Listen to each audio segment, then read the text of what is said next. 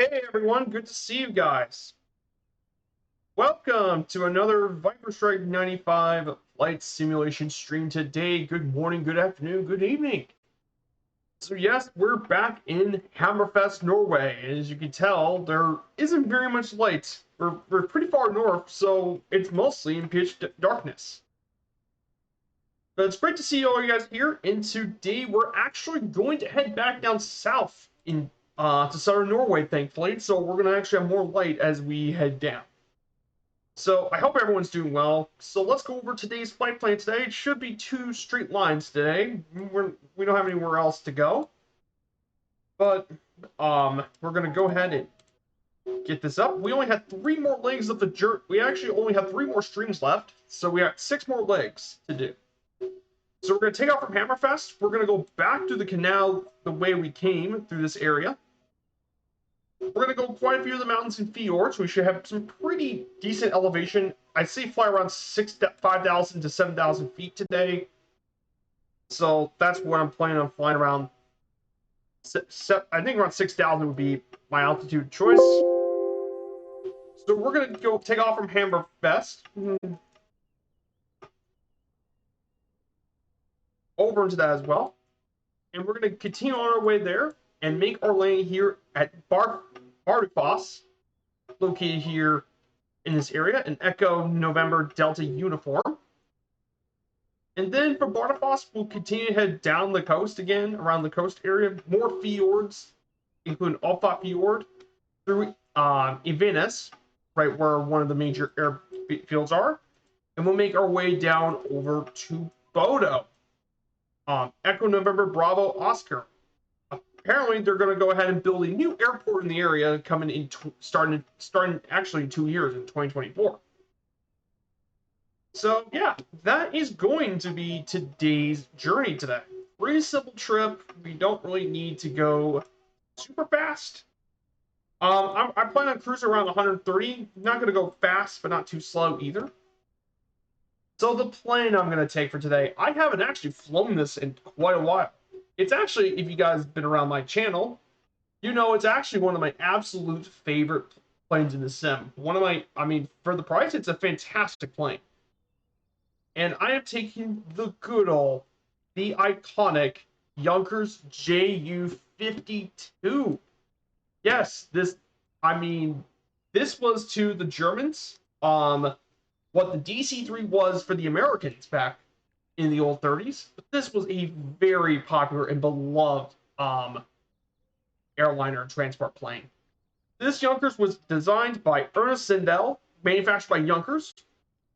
It originally came as a single-engine version back in 1930, but it didn't become its 3-engine version until 1932. It served all the way. It was produced between 1935 into 1945 in Germany, but the longest production was in Spain in 1952. Over 4,800 have been built, and it's still in limited use even to today.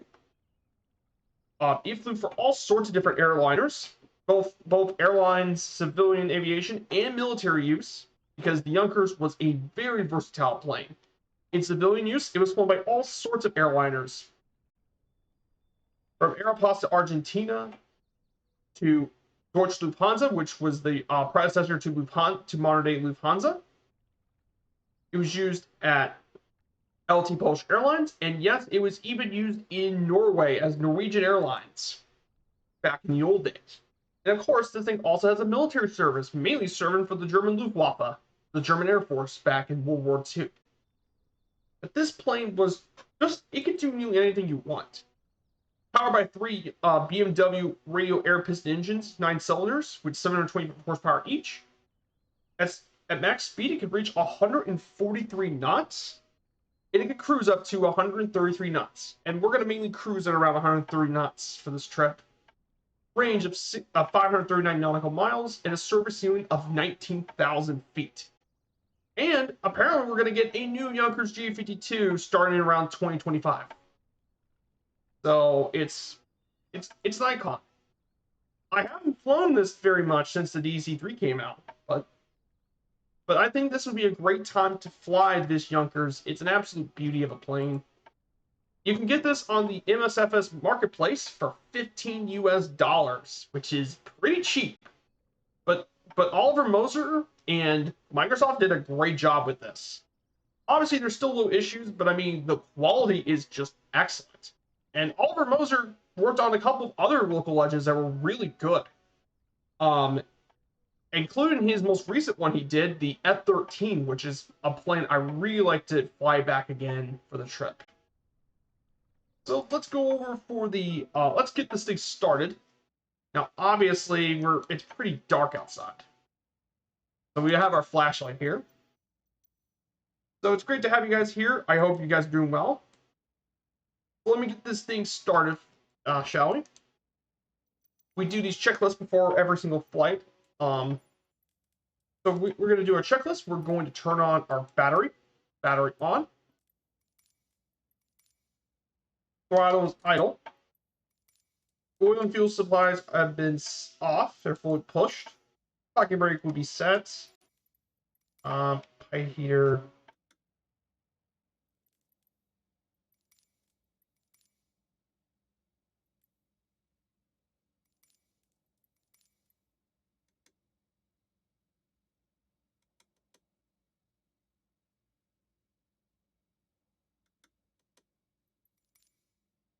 There are 3 correct. Okay, that's everything. Before we start our engine, we need to set the fuel to both. And we're going to go set the fuel. We have a 286. I would like to put the engines around 85% would be good for the journey. Oil quantity looks good, and the altimeters look pretty good too. And let's go ahead and press B. And the altimeters are pretty good. Okay. So now we learn to start our engine on this thing. So let's start our engine, shall we? We need to turn on this big red button. It's called the master start. Turn that on. We turn on the primer. There's the nebulizer. And we turn on the ejection shield valve. Okay, good. Then we need to find this lava pump, which is right here. It's right by the pilot seat, co-pilot seat to the left. So we open the lava pump. Now we need to start these engines. We start with the 2 outer engines first. So we need to start with engine number 3. So this. This is the oil fuel supply lever. This supplies the oil and fuel. Then we turn on the ignition. Now it must be spot.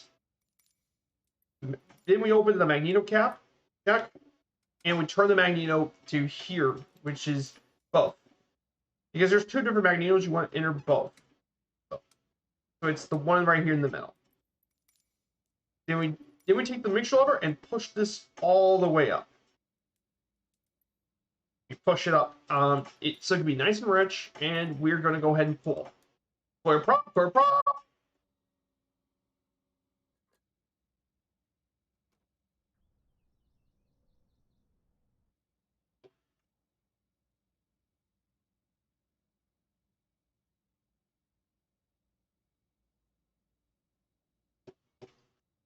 Okay, and we're going to go ahead and run this thing fully. Once we do that, we're going to go ahead and now we just change the ignition to 8 to front. There we go. And we adjust it for 1,000 less, and that's good. Okay, and we do the exact same thing for engine number 1. We do the same thing for there as well. Right here. We're going to go here. That's good. Here.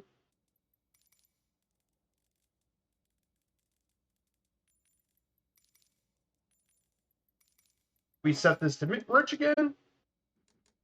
All the way. Clear prop, clear prop.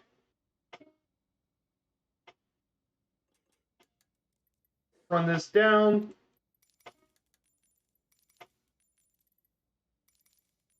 Pressure's good. Change it here. Okay, that's engine number 1. Now, before we get started engine number 2, we're going to actually turn off we're going to close the wobble pump. So we just do this and put the cover back. Okay. And then we start engine number 2. We're going to go turn this back to start. But we're going to actually turn on the fuel pump, which is located right here. It's right by the Hide heat indicator. That on.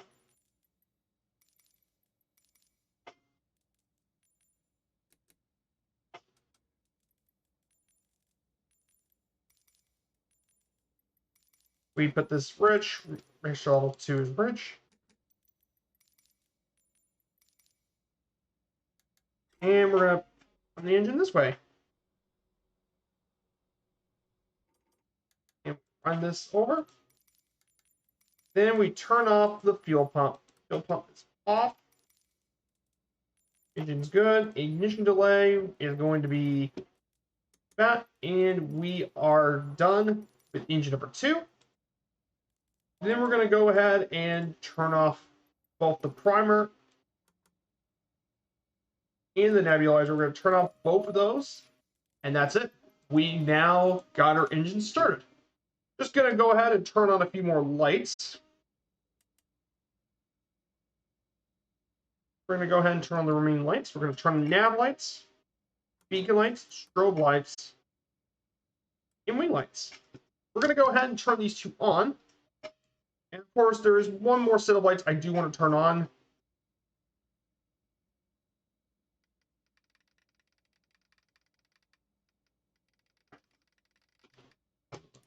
There's actually a whole set of other lights.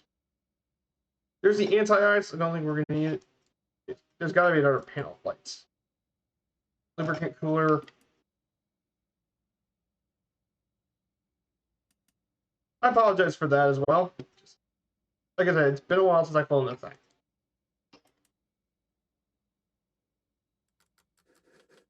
Ah.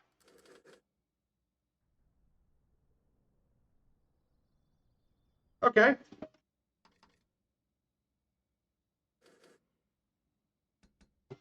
But hey, Ewald, good to see you.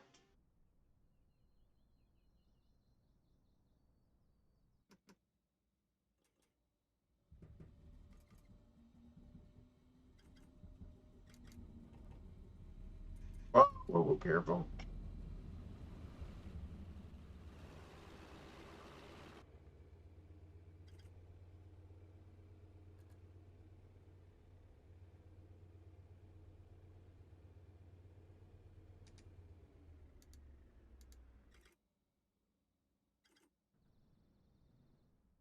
Are you guys kidding me? This thing's not starting?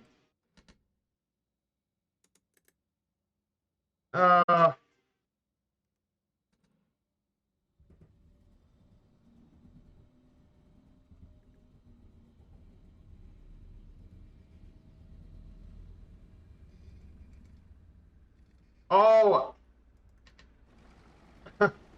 Why were you idiot? I have not flown this thing in I don't know how long.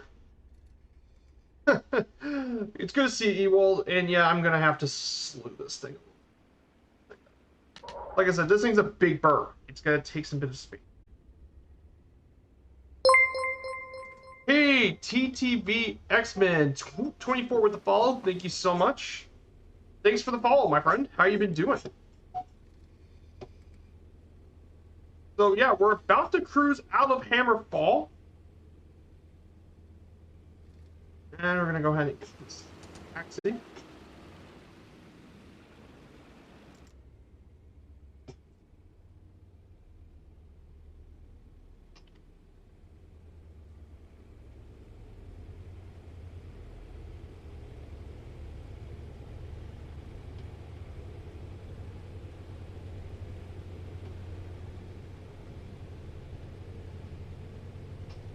Whoa, no. Oh. My apologies. I am getting lost today. Smallest runway, please. I mean, this runway is pretty small, TTV X-Men. This is about 2,700 feet.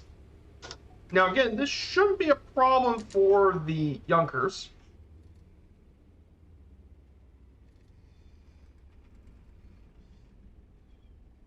We're going to go ahead and take off.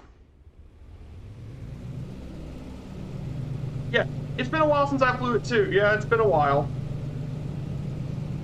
It's been a while since I put this thing on stream. We're going to cruise 59 and we're off.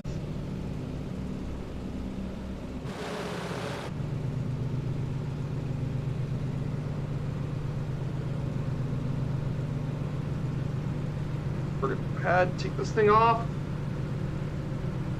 Now the heading we're going to be is 220, so I'm going to go ahead and set the autopilot actually. Let's set our heading back to 220. So guys, if you want to join in, I'm on the Southeast Asia server. And I'm in the Southeast Asian server. And we just took off from Echo November Hotel Foxtrot. I'm going to go ahead and circle around the airport for a bit.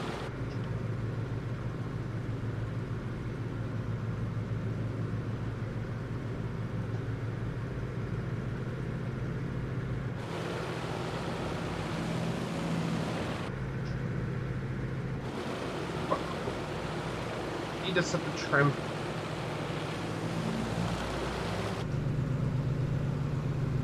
Like I said, there isn't much light, so it's hard to see sometimes when you're taking off. The thing these days is that there's too many planes. Oh, I know. And speaking about too many planes, Evold, I just bought the Vilga today. And I've been really impressed with it. The Vilga is a very nice new bush plane. It's made by the folks at Got Friends, the makers of the Savage Gravel.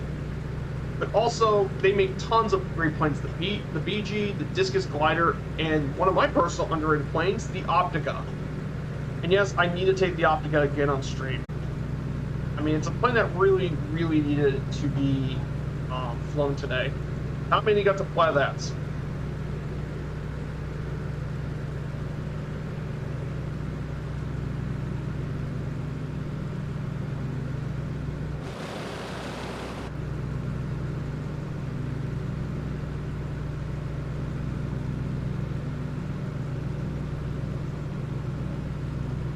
Let me go ahead and turn this autopilot on. For some of you guys, you would never believe this, but yes, the Junkers does have an autopilot.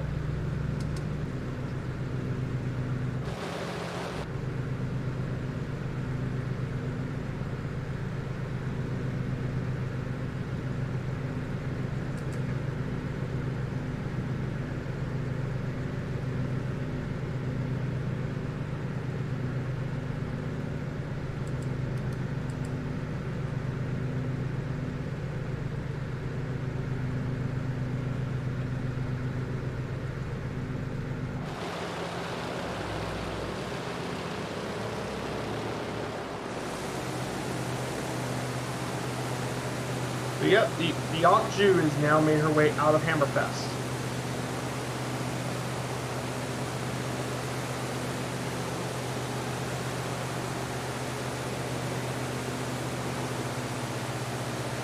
It takes ages these.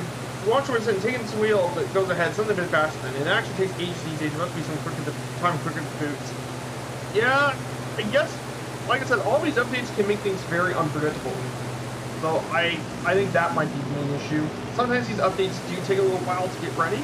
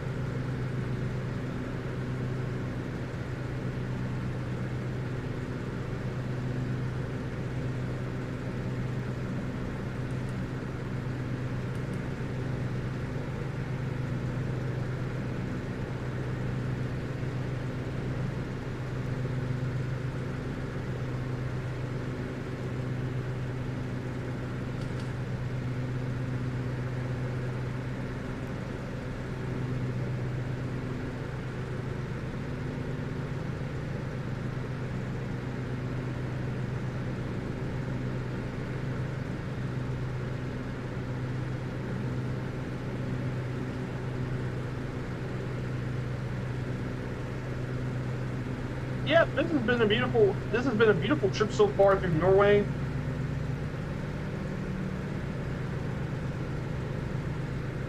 The only reason I'm trying to look for that other light.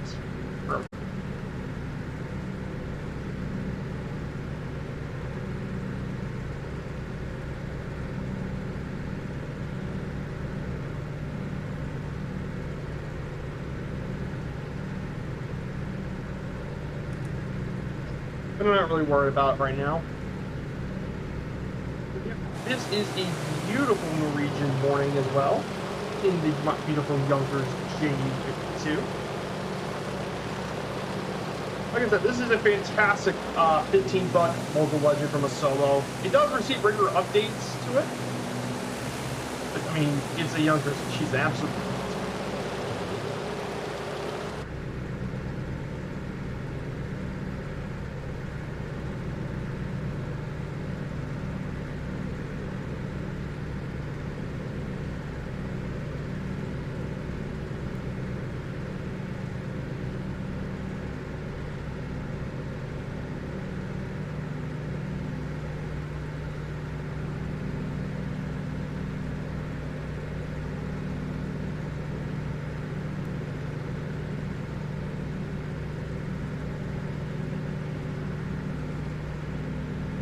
Also, here's the best part about this too. You can open up the moon cover. Yes, it's got a moon roof. You can actually see the beautiful stars up there in the north. Right here in the north of Norway.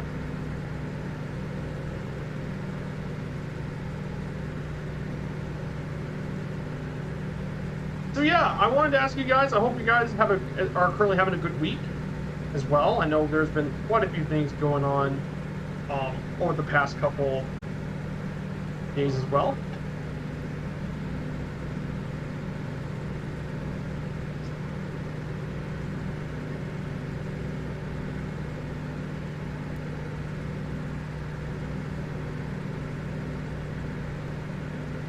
All right, I'm currently looking at the J52 manual.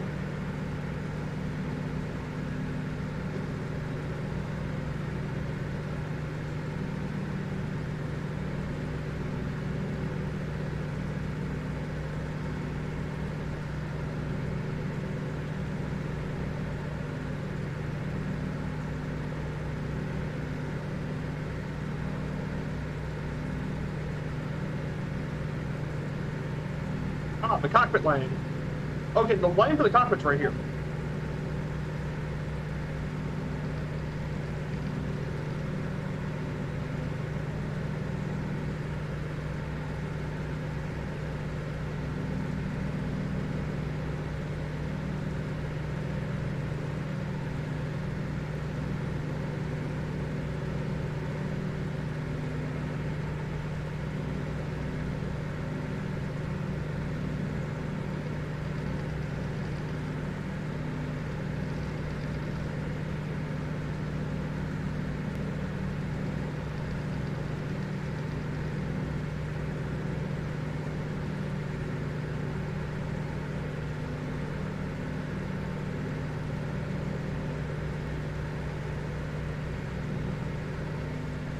So yeah, we are also, guys, today as well, for all you guys American veterans, today is also Pearl Harbor Remembrance Day. Just a bit of background about the events of Pearl Harbor. Guys who may not know about this, on December 7, 1941, the Japanese Imperial Navy Air Service did a surprise attack on the U.S. naval base at Pearl Harbor, just before 8 a.m. on December 7th. The attack led to the United States joining the Second World War and helped change the balance of power in the Second World War. Originally, when the Japanese planned the attack, it was a preventative action to prevent the American Pacific Fleet from interfering with its plans in Southeast Asia.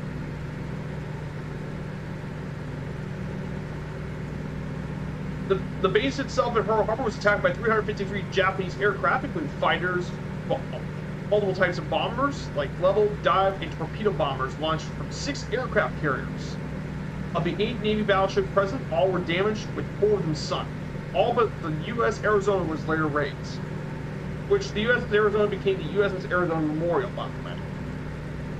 The Japanese also sank and damaged 3 cruisers, 3 destroyers, an anti-aircraft training ship, and a mine layer. More than 180 U.S. aircraft were destroyed, 2,400 Americans were killed, with another 1,170 more wounded. Japan announced declaration of war in the United States later that day against the U.S. and the British Empire. And then the Americans declared war against Japan, and 3 days later, they also declared war on Germany and Italy. FDR proclaimed December 7, 1941 as a day that would live in infamy. And this led to the United States joining the Second World War. So very important information in that as well, to honor those who passed away and fought to protect the United States on the day of Pearl Harbor.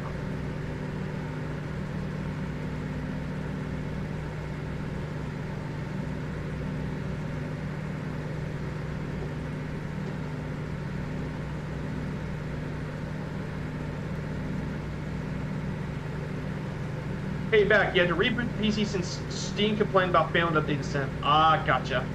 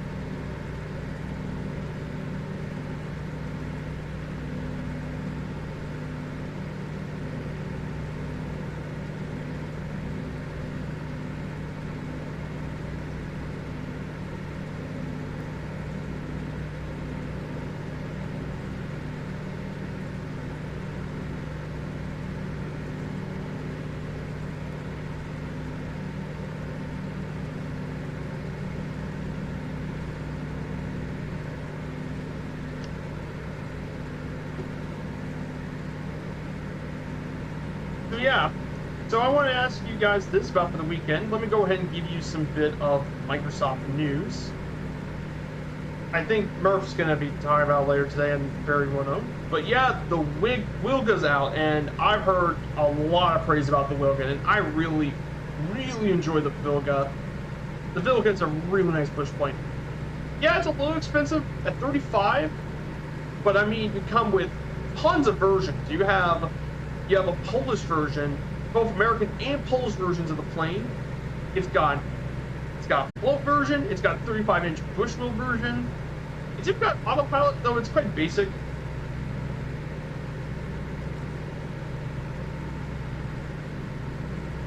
And it's got tons of quality and stuff. But yeah, I think it's fantastic. I think the Wilga is going to be a very good push plane as well. The question is it better than the Parallel 42 kit box? Which I know that's also been an exceptionally good push plane too. So yeah, the Wilga, I think it's going to be an absolutely very popular plane.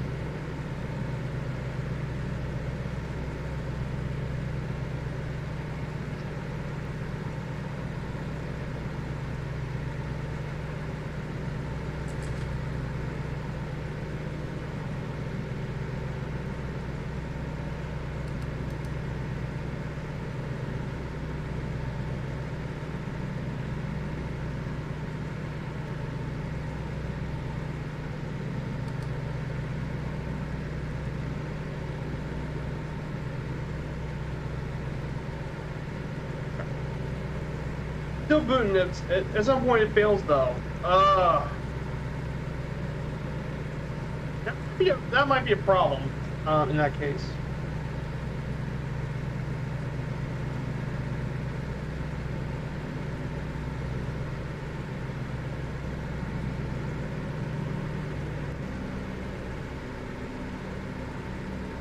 Oh, it's there.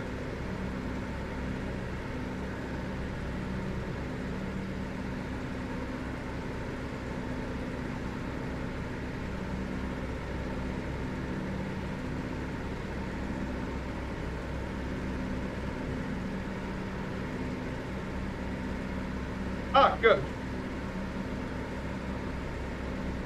Yeah, I guess you had to reboot the PC. I guess that was your issue, was having to reboot the PC.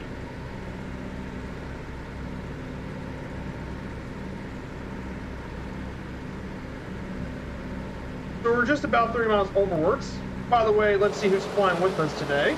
I don't think anyone's flying with us today. I think this might be mostly a solo trip for today. But man, the scenery is just beautiful. Oh, this is very, very nice scenery. If you ask me, very, very nice scenery today in the beautiful Yonkers G52.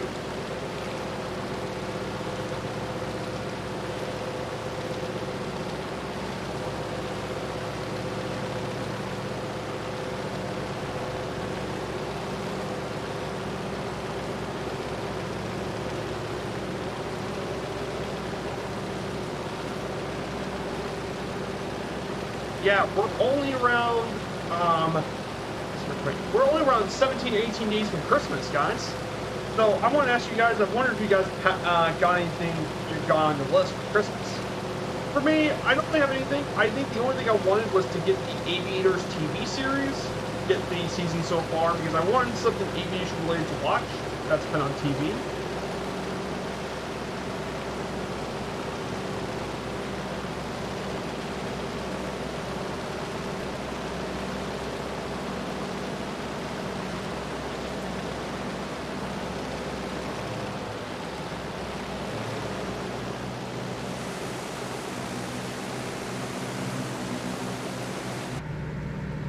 Yeah, this is just beautiful out here. Here's one of the fjords. There's the fjords to our left. I don't do Christmas to be stuff, to be honest. Okay then. Yeah. All right then, Ewald. That makes sense. But I guess for me, I'm still into Christmas stuff. So I'm gonna go raise the tree. No worries. Not everyone does Christmas sort of stuff. But I was just wanted to ask that. That's all.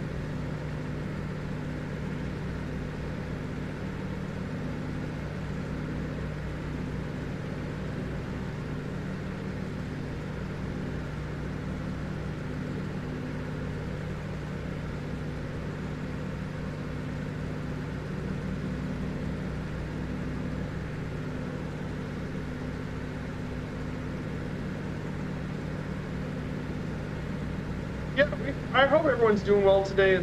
Well, we got tons of people here in the chat. I know we got 5 people, but all of you guys are more than welcome here. So we're doing the Norse Way achievement for the fine folks at Firefly Air, which is, by the way, the VA I'm a part of. If you click the link, it'll take you to Firefly Air. We're part of the Two-Tone Murphy community. I've been one of the biggest promoters of the airline, but it's completely free. You don't have to pay anything. And it relies on two things: FS Hub and landing rate monitor. Once you get those two, it should be pretty easy to join in and just fly. I think hopefully by the end of the week, we will end up getting a brand new hub for Firefly Air. We're going to have some Firefly Air, a brand new hub. I can't tell you where it is, but it's going to be somewhere pretty cool as always. I also managed to finally get the stainless steel water bottle for the Two-Tone Murphy website. I finally managed to get it after quite a few months.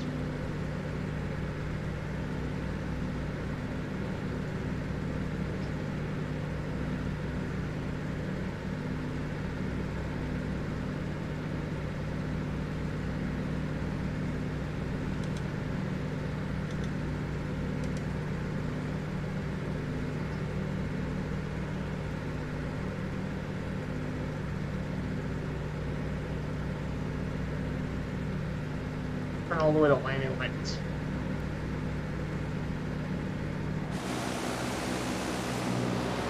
And what a sight. Like I said, we don't have much light even here in these Junkers.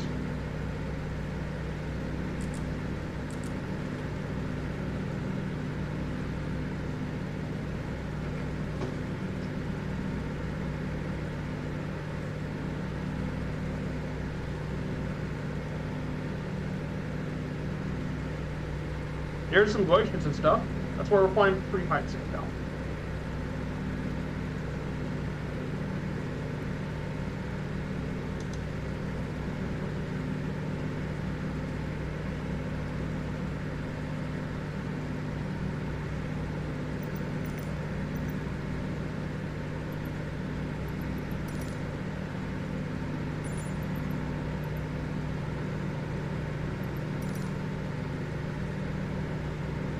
Hey paparazzi, good to see you. I've been mainly trying to untint the passenger windows in 736 by the last couple of days. Yeah. I hear you. Yeah, you're trying to untint all the windows. But great to see you, paparazzi. And you're finally airborne. Oh, nice. Oh, nice, Evil. Oh, there you are, Evil, in the Kodiak. Good choice. Kodiak's a great plane for this trip. I mean, you can land in all the small stall strips there are littered in Norway. There are tons of those little strips all around Norway, so this would be perfect. There's Evil in the Kodiak with us. Awesome. I'm happy that you're flying with me. And it had to be a bit faster. Yeah, like, I can cruise around 130 knots with this thing as its cruise speed, so the Kodiak's more than fast enough to keep up. But yeah, the fjords here are absolutely beautiful in Norway.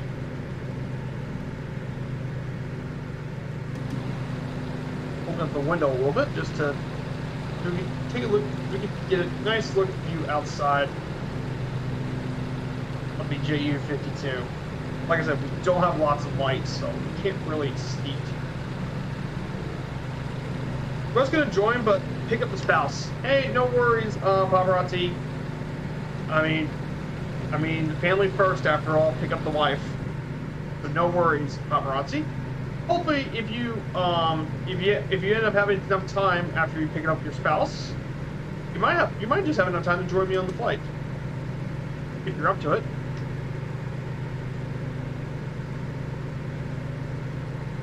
After to work overtime, but she said no. Hey, no worries. Sometimes people are like that.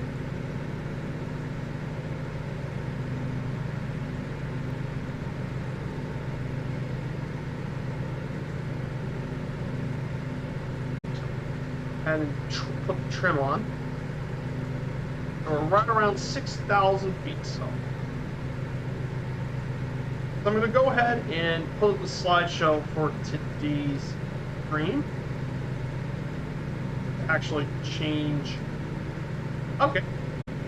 So today's theme would be about demographics and religion and language. It's going to be our topic for today. That's going to be our topic for today. We already talked about history, the political systems, and geography as well, and economy. So now we're going to talk about demographics, religion, education, and language. So that's going to be our topic for today. So let's talk about the population of Norway.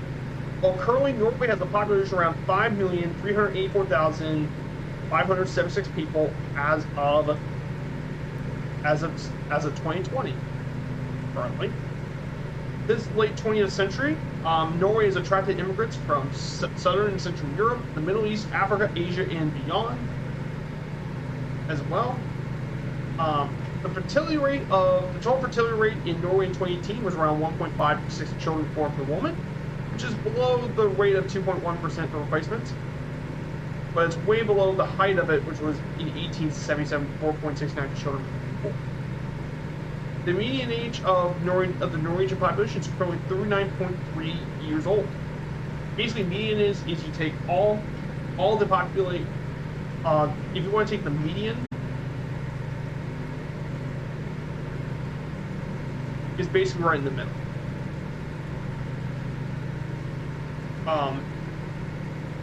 And then 2018 as well, most of the cities that had the highest migrant population immigrants were Oslo and Drammen, with the two highest cities with immigrant populations. And as a result, it was also because Oslo is currently the fastest growing city in all of Europe, due to a lot more of the immigrants. In addition to population, the Sami people makes up quite a few bits of the population, and basically they're indigenous to the far northern parts of Norway and Sweden.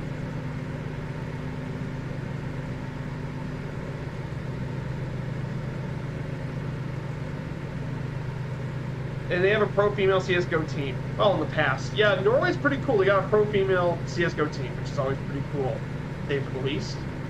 And now, this wasn't in the notes, obviously, but I talked about the migrations as well. So, in the 19th century, due to a lot of the difficult conditions in Norway, tens of thousands of people traveled to the US and Canada, where they could work and buy land.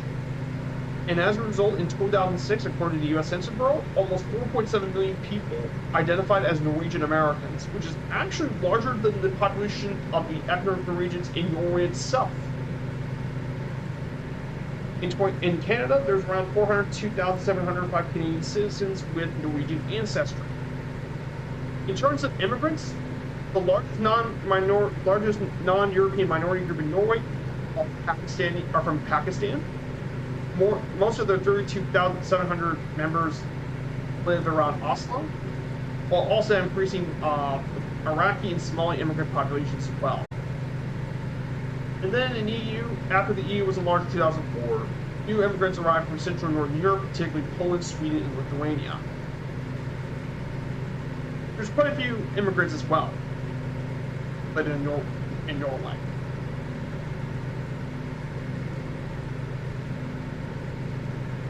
And mainly the Norwegian Americans settled in the Dakotas, Minnesota, Wisconsin, and Montana. And they brought in some of their unique cultural identity and ties.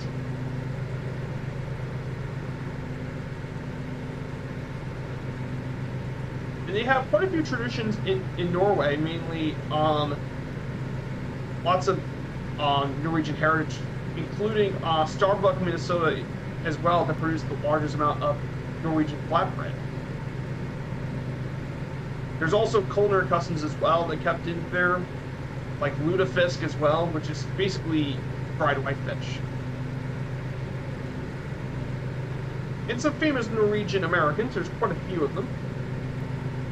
Sigrid Guri was a very famous actress of the 1930s and 40s during that time, siren of the fjord as well. And some other people include, that at least have ancestry from a Norwegian parent, including Priscilla Presley, the former wife of Elvis. You have Paris Hilton, who has a Norwegian heritage from Norwegian grandparent. There's also Iggy Pop of the Stooges and David Johansen of their movies as well as in music.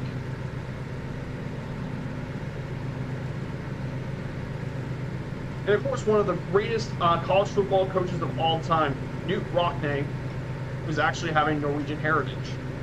So yeah, some pretty cool stuff about Norway and Norwegian. And my Sim's hanging. Oh no, I guess you're gonna clean up the mods and reinstall. Best case scenario, Ewald, is you have some issue with the mods that causing conflicts. That could be most likely an issue. And the worst case, yeah, you're gonna have to reinstall your whole sim, and I don't know how much time that's gonna take to reinstall the entirety of Microsoft Flight Simulator. I'm hoping it's just mods and not the entire sim. That'd be the worst. I'm very lucky to not have that issue myself, but I absolutely feel you one bit. You are G-bit line. All right then.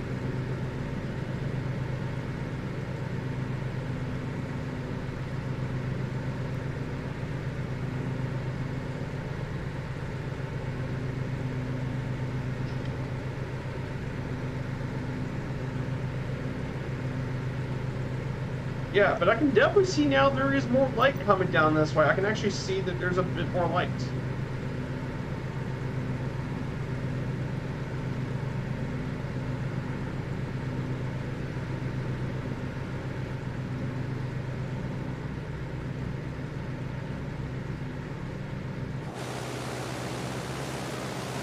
Yeah, there's the beautiful ENHF-ENDU. Beautiful plant. Yeah, I can't believe we only got 3 more streams left of this trip afterwards, which is pretty crazy. That we only got 3 more flights afterwards.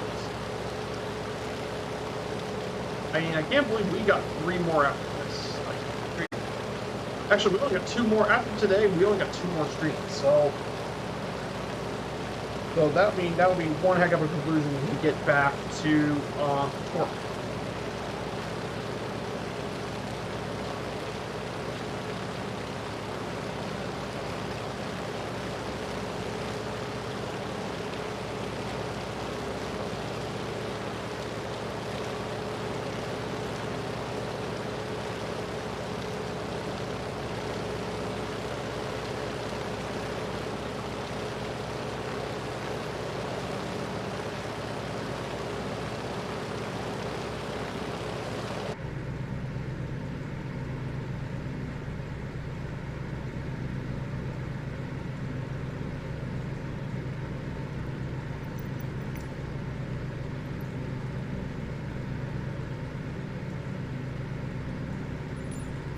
Yeah, there's still not much light. I just wanted to double check, see how much light we got.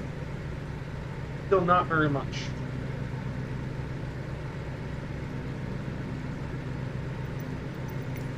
Let's see what it was like if I did. Okay, this is what it looks like back in November. And I mean, the scenery is just amazing here. But this is back in November. This is what it looks like in November. It's crazy how much 1 month can change the entirety of how much sunlight you got from here as well.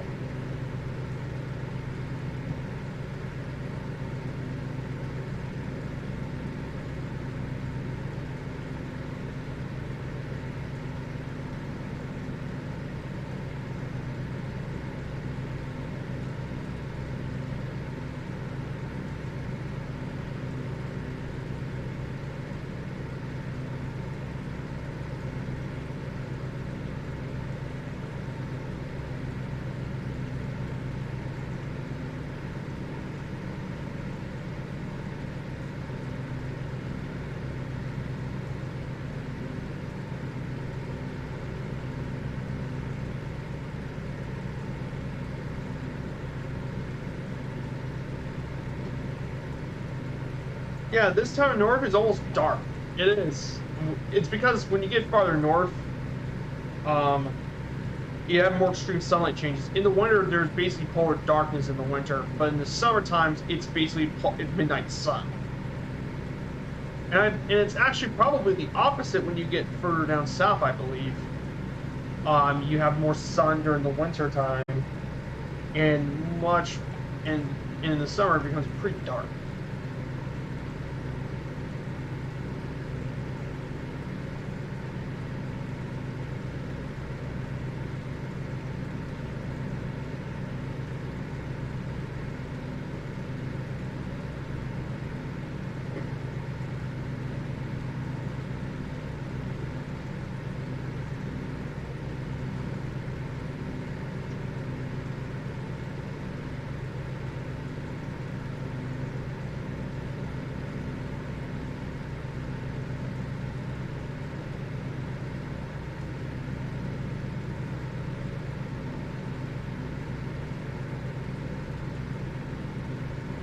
Okay, it's actually the same in both the north and the south.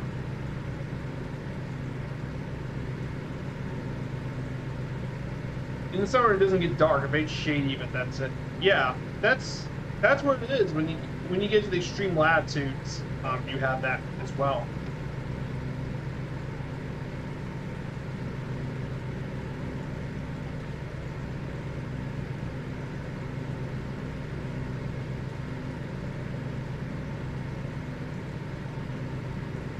By the way, guys, if you like what you see, I do have a Discord as well. And if you like what you see here, definitely don't be afraid to smash that follow button, support the channel.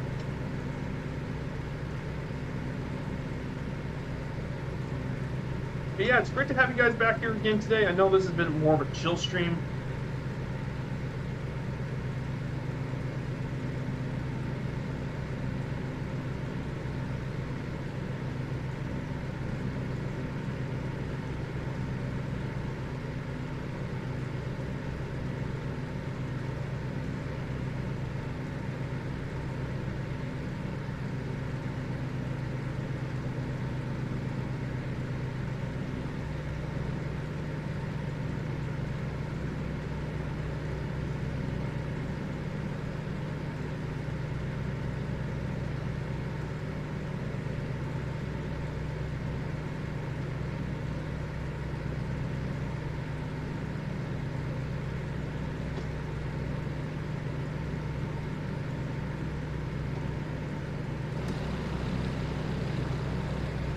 also, let's open the view. You should see the stars out there.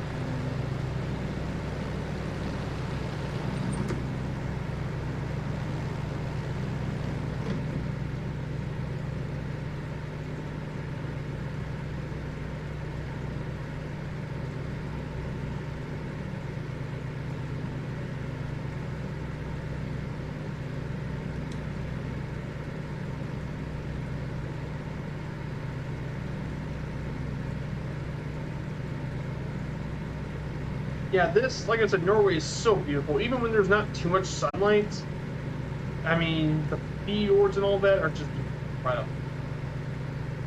So, I love this Norway trip. I think it's definitely the most scenic of all the tours I've done between Norway, the Philippines, and Japan.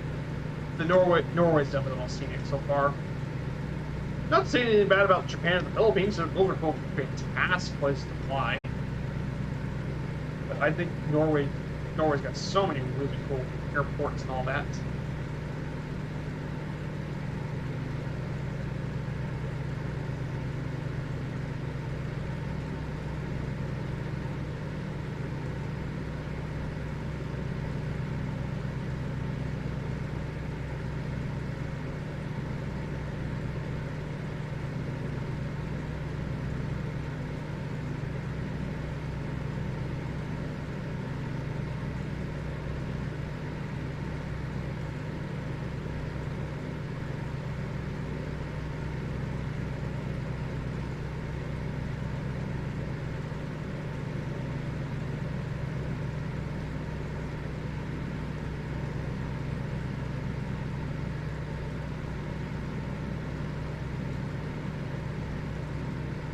Okay, the next part about the slideshow, I'm going to go over the next part. The religion of Norway. So Norway's religion is dominated mostly by Lutheran Christianity. Around 68.7% of the population belongs to the Evangelical Lutheran Church of Norway. In 2019, the next largest Christian church is the Catholic Church at around 3.1. Then 18.3% of the population is actually unaffiliated with any sort of religion, followed by 3% of people being with Islam. In 2016, there was a bill passed that created the Church of Norway as an independent legal entity. Because until the 2011 Constitutional Amendment, Lutheranism was the state religion of the country. Now, back in the early days, early Norwegians, like most Scandinavians, were actually adherents of Norse paganism. While the Sami currently have a shamanistic religion as well, with Norway eventually being Christianized by Christian missionaries between 1000 to 1150. And before the Protestant Reformation, they were part of the Catholic Church. So basically, for guys who don't know about Lutheran Christianity, it's basically one of the largest branches of Protestantism. And its name is obviously comes from Martin Luther, who is basically the seminal figure of the Protestant Reformation as well. And basically, he was a 16th century German monk and reformer, and he had efforts to reform the theology and practice of the Catholic Church.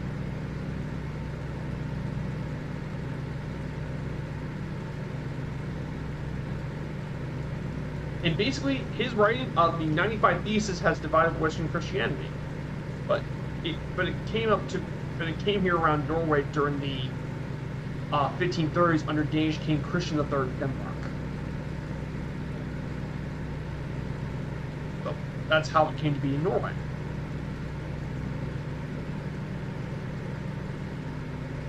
So pretty cool stuff. And then I want to talk about something pretty fun. So I want to talk about Norse paganism for a bit, because a lot of you guys want to know more about the old Norse religions. I know a lot of you guys are a big fan of Vikings, but this is actually a pretty cool little topic I want to talk about. So basically, Norse paganism is one of the branches of the old Germanic pagan religions that developed during the Norse period. This is a polytheistic religion with multiple gods and goddesses. And these deities were divided into two groups, known as the Aesir and the Vanir. The Aesir are the principal pantheon of the Norse gods as well, and they include Odin, which is the Norse king. Then you have Frigg. She's associated with marriage and prophecy. Or basically he's about basically the blind son of Odin.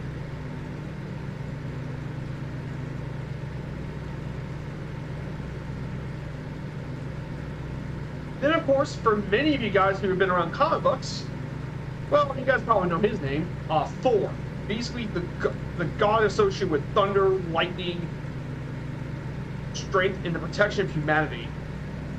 Everyone knows about Thor. In fact, Thor's influence is so big that it ended up being in modern culture. And finally, Balder, who basically, for guys who don't know, Balder is basically the son of Odin and Frigg.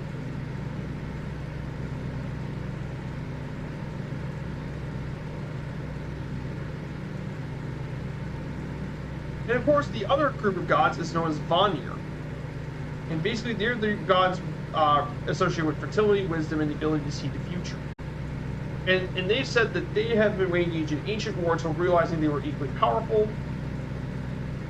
And apparently, this Norse mythology actually associates with various worlds, with other mythological races in Norse paganism, including the Jotnar, which is basically supernatural beings, dwarves, elves, and land wights. And all of this cosmology within the Norse religion revolved around a world tree known as Yggdrasil, which is the sacred tree, with various realms existing, including a realm for humans known as Midgard. So basically, that is something a lot of people don't realize. But the reason I wanted to talk about this is because a lot of you guys watch the Thor movies, and you wanted to know where that exactly came from. So I wanted to tell you guys that. Hello, Super Typhon. Good to see you, my friend. Let's just explain a bit about Norse paganism. I wanted to actually go over that a little bit.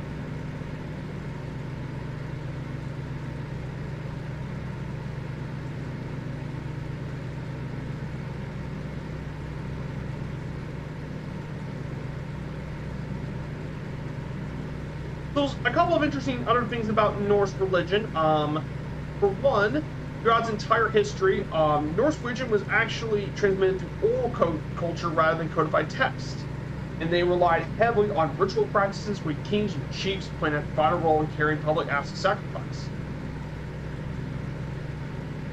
The Norse society was also practitioners of sorcery, which was basically shamanistic, with various forms of burial being conducted.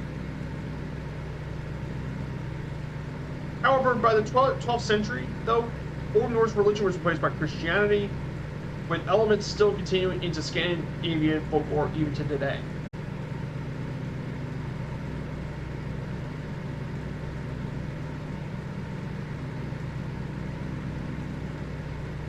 So yeah, a pretty interesting little historical thing about the Norse religion and all that. But there are other Norse gods and deities as well. Basically, for a lot of people, basically, this is to Scandinavia what the Greek, like Zeus and Hercules and Hera was for the Greeks and Romans. There's tons of famous gods and stuff as well, outside of just Thor and Odin. You also have Loki, the god, Norse god trickster. We all know him in comics, in the Marvel universe, as played by Tom Hiddleston. Yep.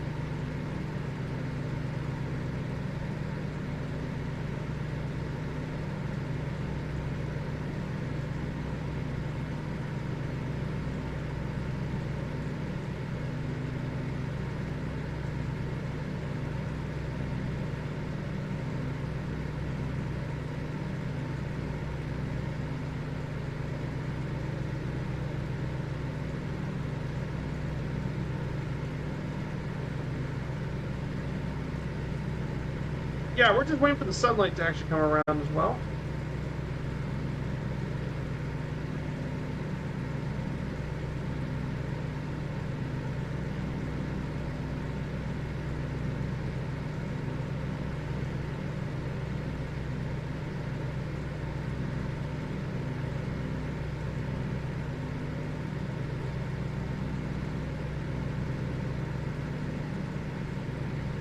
Yeah, so basically we're getting near the weekend. I want to ask you guys if you guys have any major things going on for the weekend. As well. So for me, my plans is to get the rest of the slides done for Sunday. It's going to be quite a long one for Sunday's flight to get the slides completed. But I think everything else is looking pretty good. It looks like we might actually get more sun this time around. You can actually see it up here.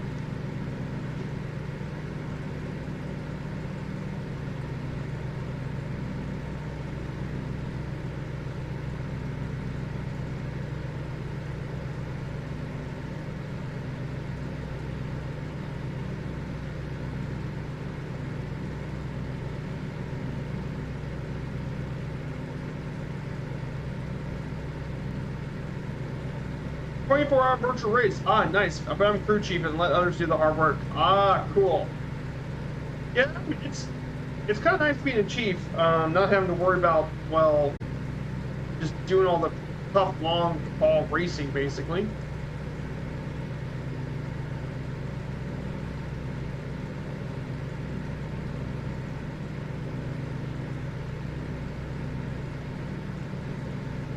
Yeah, we're not very far from our first stop here for today's flight. We're actually around 40 nautical miles away from our first stop.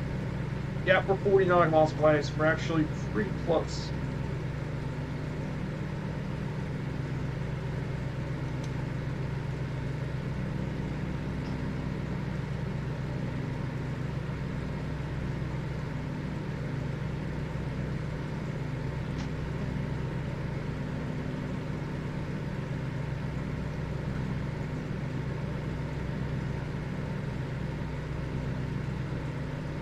Yes, they have to do that for their team so others can have more rest. Yeah, that's very important, especially for a 24-hour race. Driving takes a lot of energy. I mean, especially if you're going at very fast speeds through some of the race courses, it can be a very, very stressful.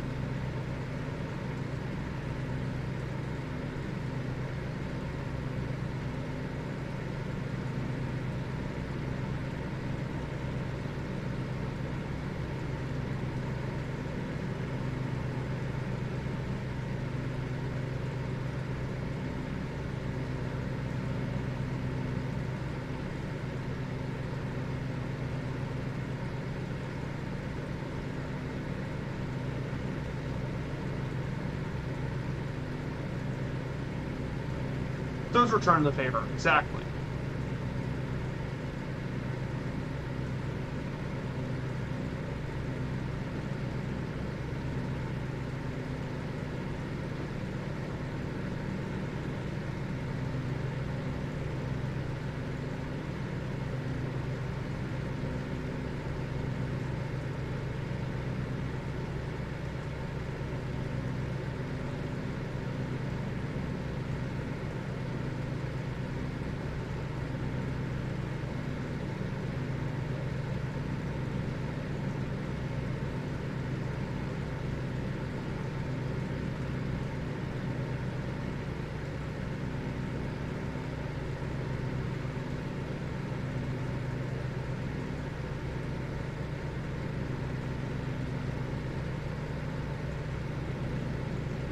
Oh, I see it, Ewald. Okay, I see you up there to your right. I see it, Ewald.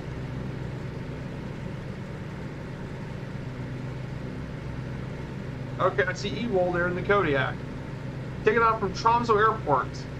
From Tromsø Airport. Yep, ENTC is the closest one. With the Kodiak, you should probably catch up to me really fast.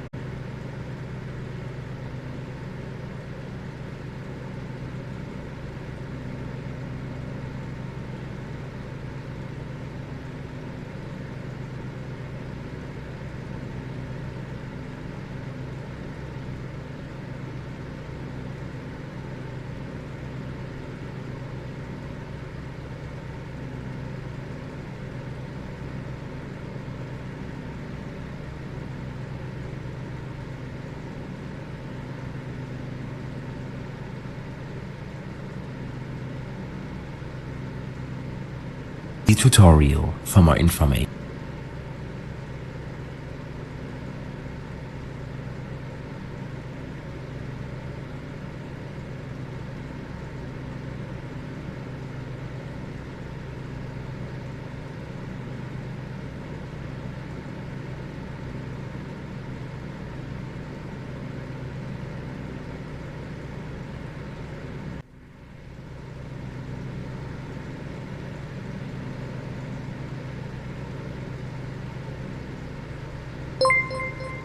Hey, Franco for Flying has followed the channel. Good to see you, Franco. How you been doing? So yeah, we're about to do leg 9 of the trip. We took off from Hammerfest about a while ago. We just hit down for the fjords, and now we're going to be heading our way over to Bardufoss for our first stop in the beautiful Junkers J52. As you can tell, we're getting them have more light. We're heading back south, so we should be getting there pretty quickly, I hope. And it's great to see you doing well.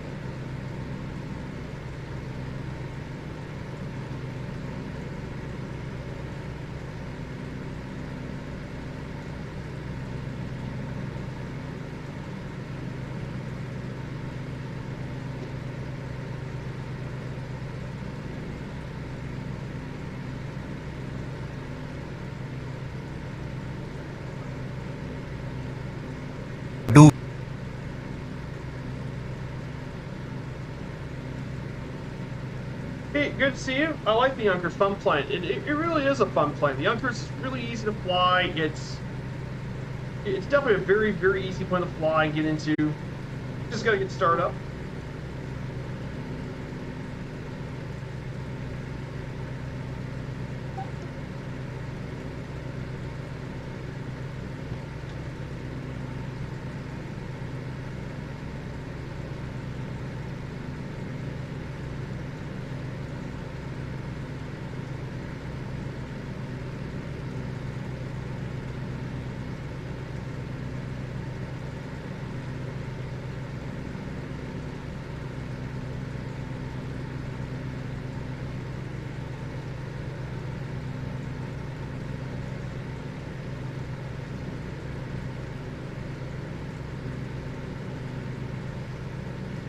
The administrator because we need to run at CMD in admin mode. To start, Just programming the GPS here where I like to go, and hello King Cobra, good to see you. So yeah, we're about 20 nautical miles out. I'm gonna go ahead and we get to our city and stop. Hold on 1 second. Gotta change the slides. So this is Bardufoss. this is where we're going to be flying to today. But basically, Bardufoss is a town and commercial center of the Mysa municipality of Troms of Finnmark County, Norway. The area is formed through 3 villages: Onsel, Onslamoen, and Hagelia. It's located 51 miles north of the town of Narvik, and it's around 70 kilometers south of the city of Troms. This area is covered with flora, with mainly downy birch, Scots pine, aspen, and great alder trees. It also has a military airport, Bardufoss Air Station, suitable for bombers, fighter jets, and heavy planes. And it has a pretty continental climate and colder winters compared to other coastal areas here in Norway.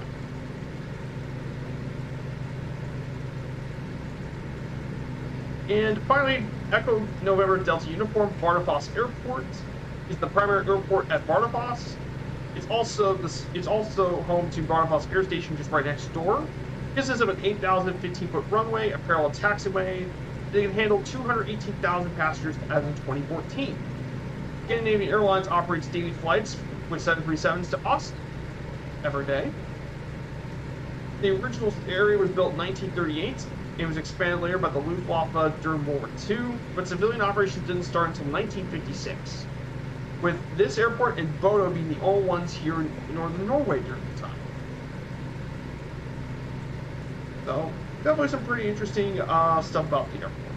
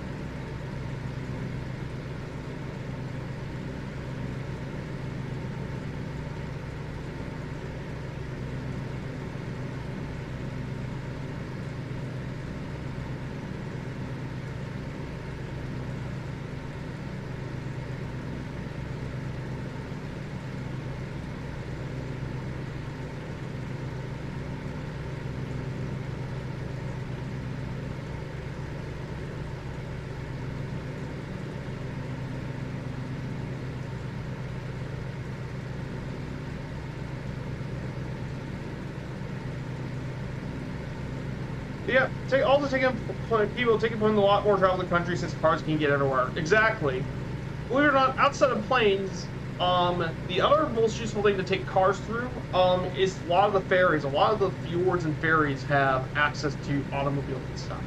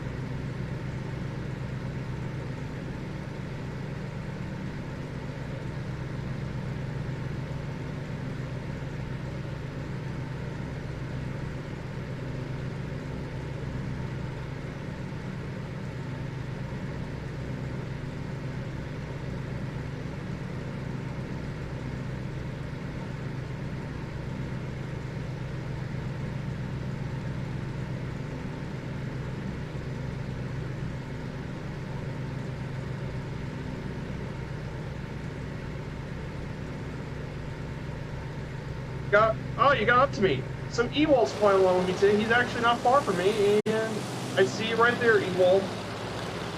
Nice. Nicely done, Ewald.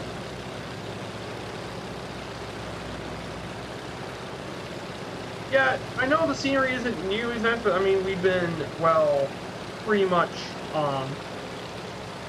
pretty dark because we were up that far up. Yeah.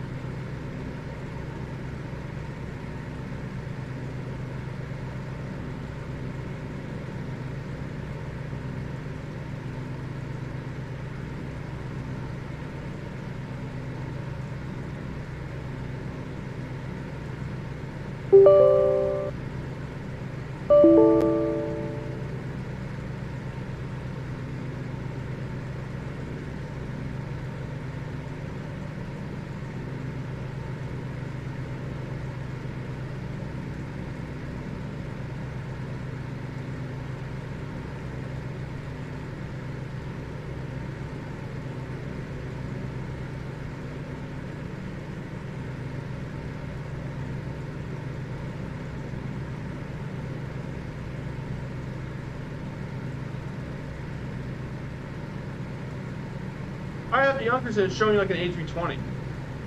Did you ever update it? So we're going to go ahead and turn off the autopilot today. We're going to go ahead and turn off autopilot and start descending. We're going to start descending to our airport. Exclamation point predict.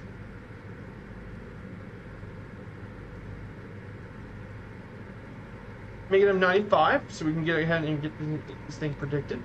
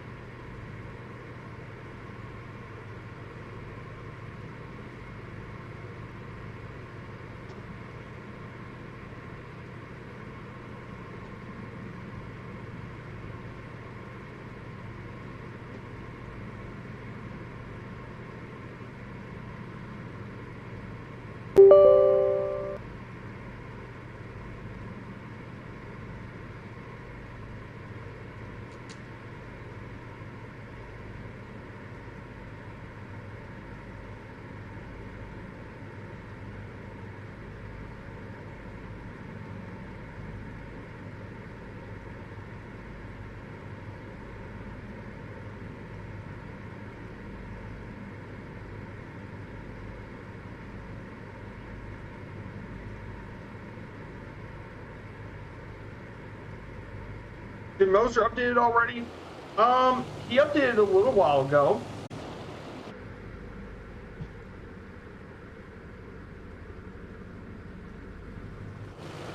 Accelerate it back. And for the runway, we are going to land it at runways. We can actually land on runway 28.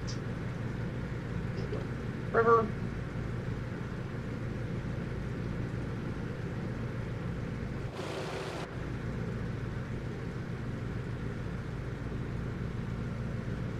And there's our airport down below.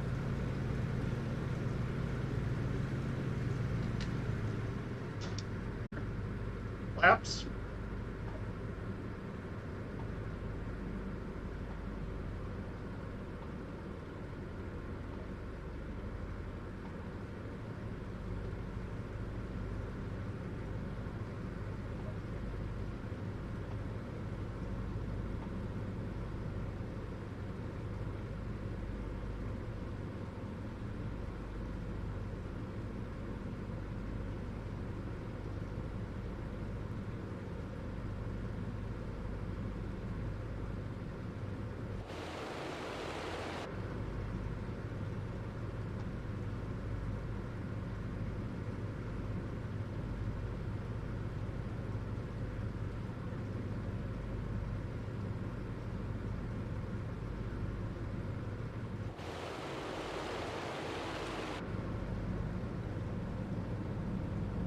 Right to the landing.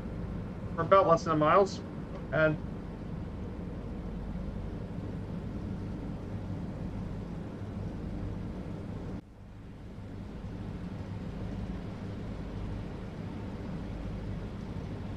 yeah, nice and peaceful. We're gonna have a nice landing here.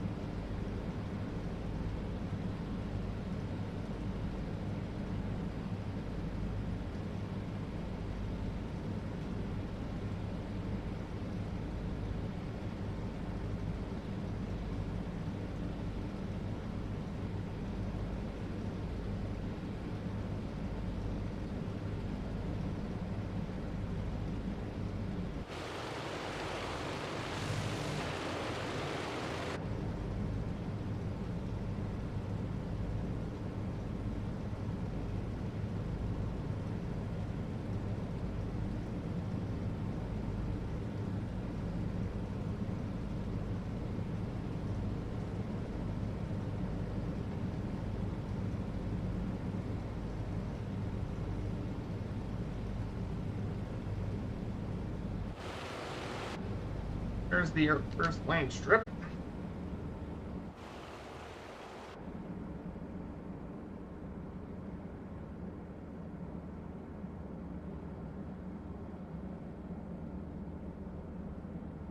No, this isn't a perfect landing.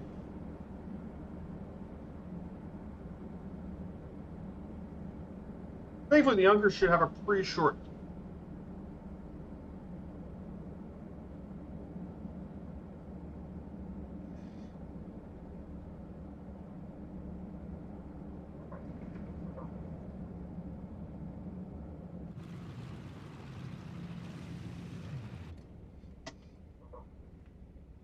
Look at that. Wow, negative 100. I was 5 off from my prediction. Nice.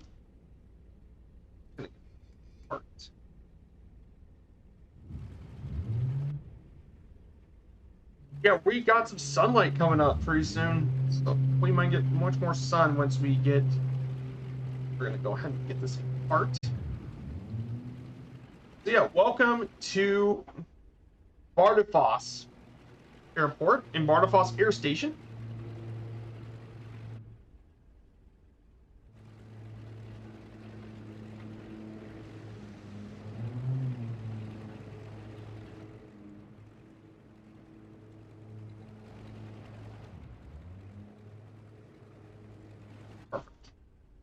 So yeah, welcome to our first stop for today at Bardufoss Airport in beautiful Bardufoss, Norway. I'm gonna take a quick break from this airport at this airport for a bit. I got a bio break to go through, so we'll be taking a break here, and then we'll be getting back in the air and completing our flight over to Bodø.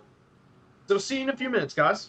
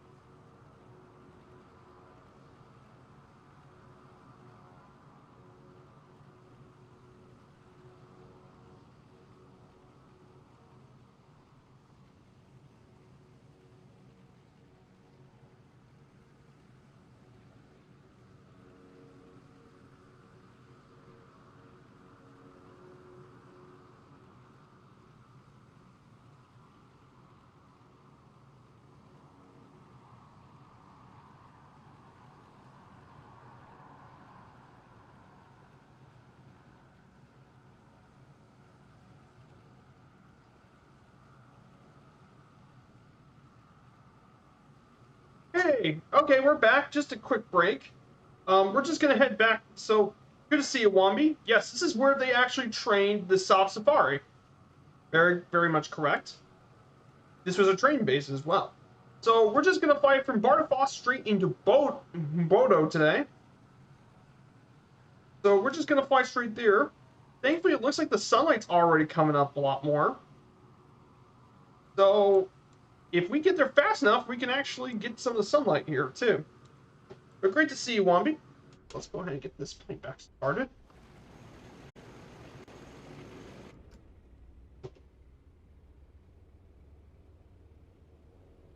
So we're gonna take. I'm gonna go ahead and we're gonna take off back at runway 28, back where we took last off.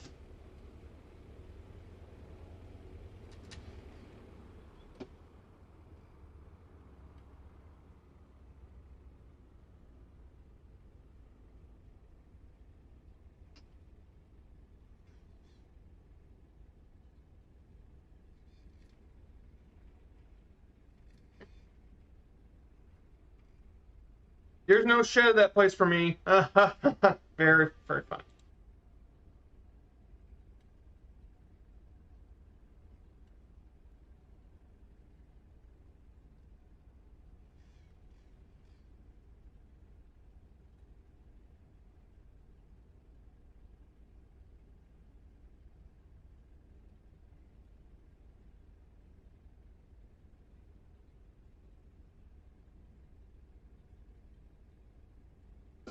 So basically, they also formed the Norwegian aviation colleges around here too. Some other facts about this airport: of course, the Norwegian Aviation College is actually found here at Bardufoss Air Station, where they train a lot of the airline pods instructions of Scandinavian Airlines. Actually trained here, and they test all the applicants and stuff. It was started back in 1992 by both the Scandinavian Air Service Academy and SAS. Their fleet contains 2 Piper Seneca 5s, Piper Archer 3s, or the Arrows, and then the 4 Grob 115s.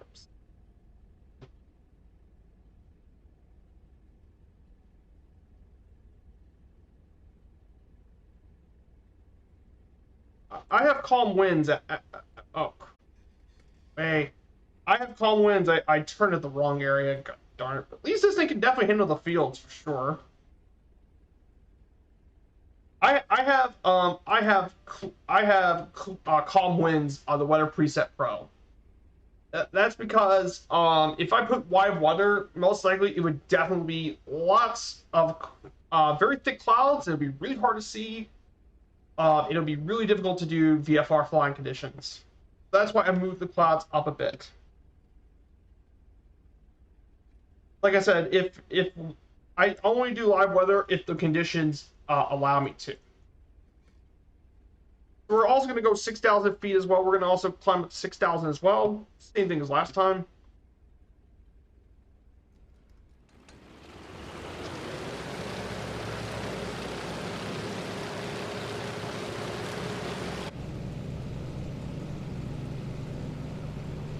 I do like live weather, but I only do lots of live weather when I do airline flying, because with the autopilots and aviation systems, I want to do live weather for that because it's IFR flying. You fly IFR in an airline.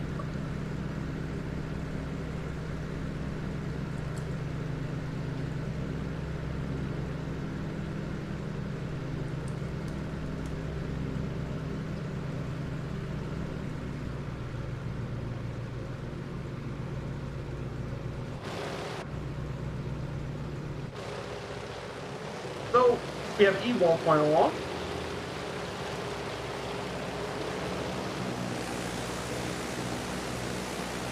But man, look at the mountainside. That's great.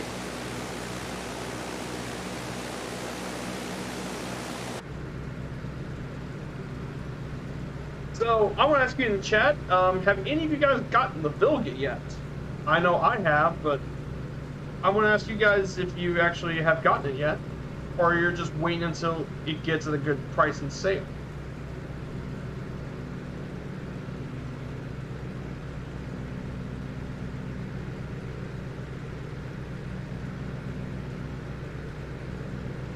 we're just climbing to the side. We're just climbing up in altitude.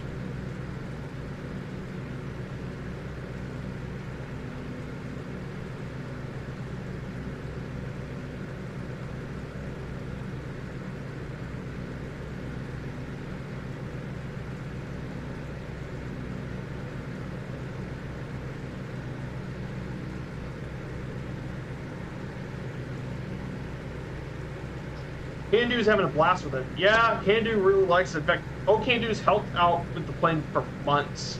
He has his own livery too, which is pretty cool. But yeah, I'm planning on taking the Vilga. After we get done with the series, it's gonna be one of the streams before my around the world trip. I'm gonna be taking a break for 2 streams of the research plane streams. And just focus more on just flying airliners and stuff to give me more experience, because I've gotten a lot better with flying the airliners and stuff since then.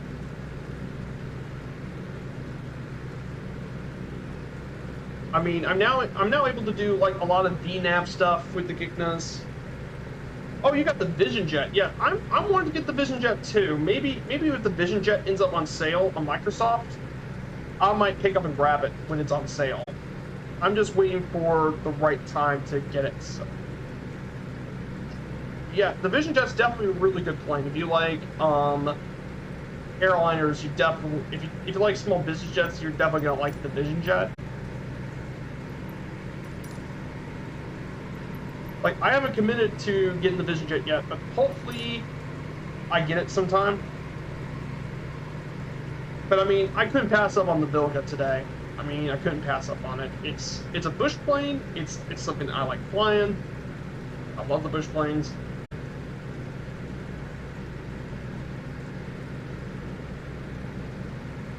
Okay, we're gonna go on set on the auto. Okay, what?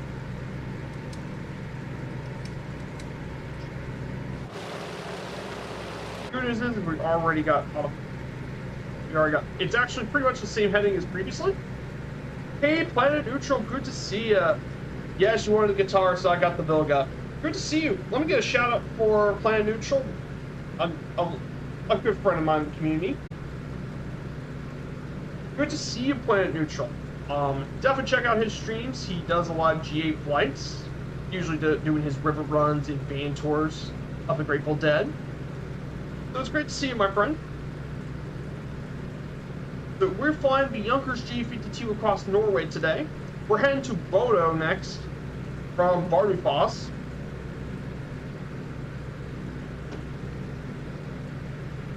All for our virtual airline at Firefly Air.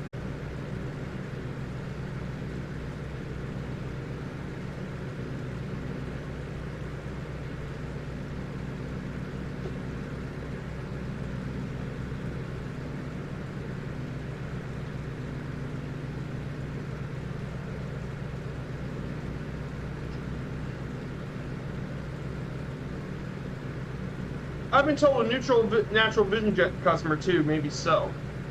Yeah, like I said, I definitely want to get the Vision Jet at some point.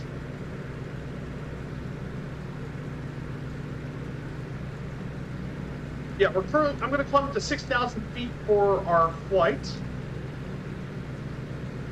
just to get up above altitude. Like some truck, because we're going to be going through quite a few mountains, so I want to get to a good altitude, and I think 6,000 would be perfect.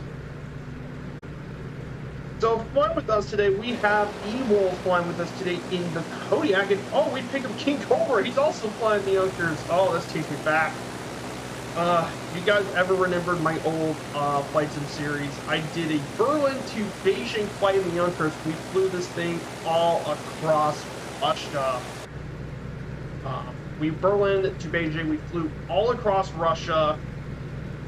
We flew around to Gdansk, Kaliningrad, which used to be back in Königsberg. Then through Lithuania, Belarus, then all throughout the Russian heartland. I flew everywhere I can think of in Russia. We flew all around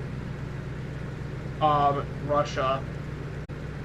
Then head around Manchuria and make our way to Beijing. Like, that was a pretty crazy flight, to say the least. But this was my first ever journey series. That being said, when the Britlink DC3 series gets started in Christmas, it will be another new first for me, an around the world trip. I've never done an around the world flight before on stream, so this is going to be a huge opportunity for me and the channel to do.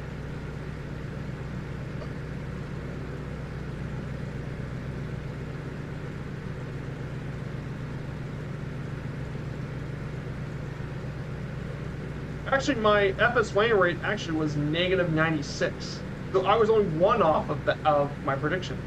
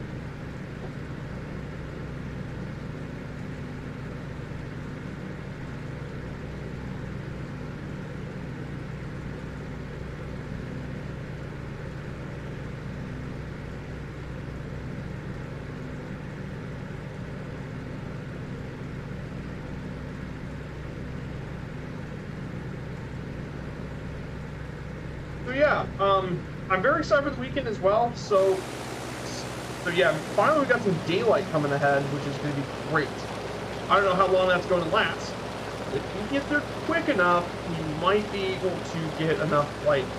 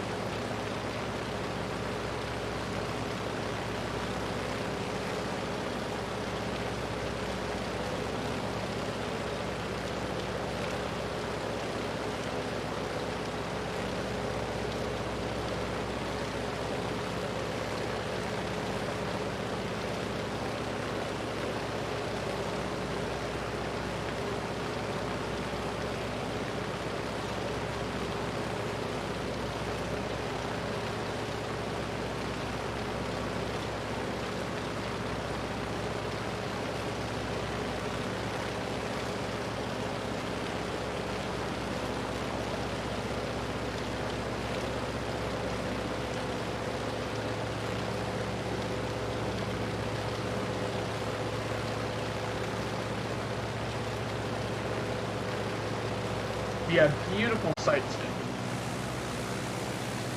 And we have two awesome pilots flying along with us as well. Thank you guys so much for flying along, as always. But here it is, the beautiful sunlight today in our flight.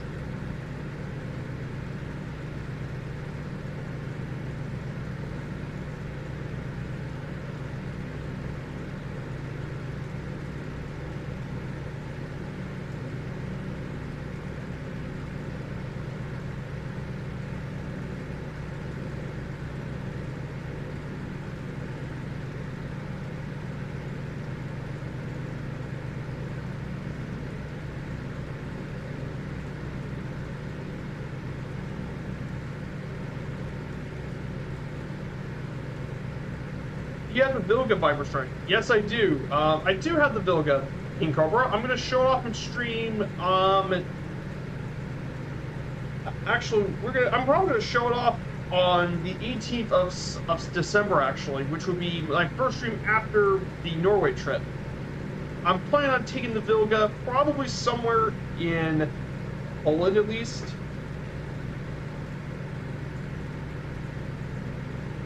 Probably take it somewhere in Europe, probably. I'll probably, or I could take it somewhere else. I don't really know. I am gonna show it off on my stream in the coming days.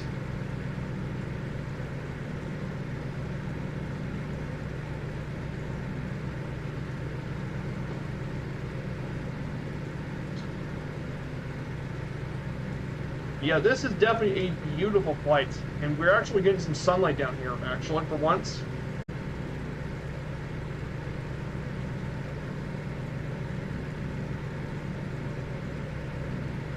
So I'm gonna go, okay, I'm now gonna be heading to talk about another topic. So the health of Norway. So Norway's got quite an interesting history with health stuff.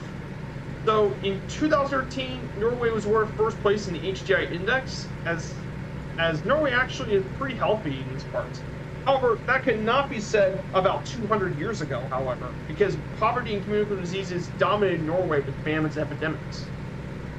It was all thanks to improvements in public health, a result of development of social living conditions, disease medical outbreaks, establishment of healthcare, and more, allowed the Norwegian population to greatly improve, along with better hygiene and nutrition.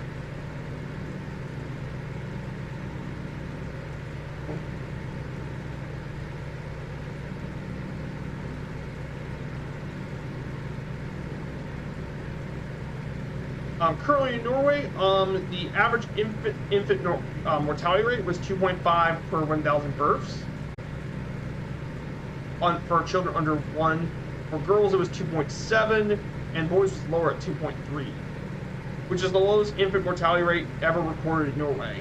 And it's because of all the development Norway's had over the past 200 years and stuff.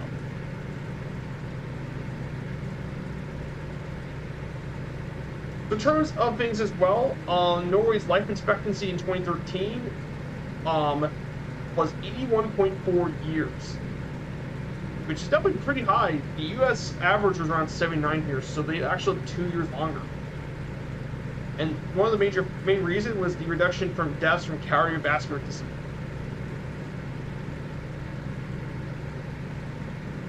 But mainly women actually live longer than men in Norway. Women can live up to 80, average life expectancy for women in Norway was 84.3 years, compared to men, which is about 80.9. The main causes of death here in Norway are mainly cardiovascular disease and cancer, though cardiovascular disease has fallen significantly over the past 50 years.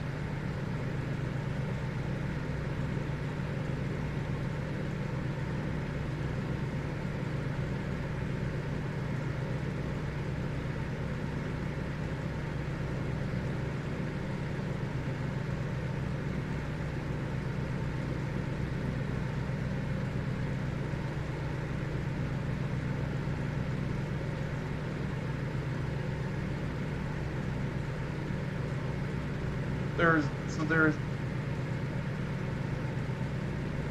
women killed, bro. Very funny, very funny, King Cobra. So then after the health in Norway, I want to talk about a little bit about education, at least in Norway.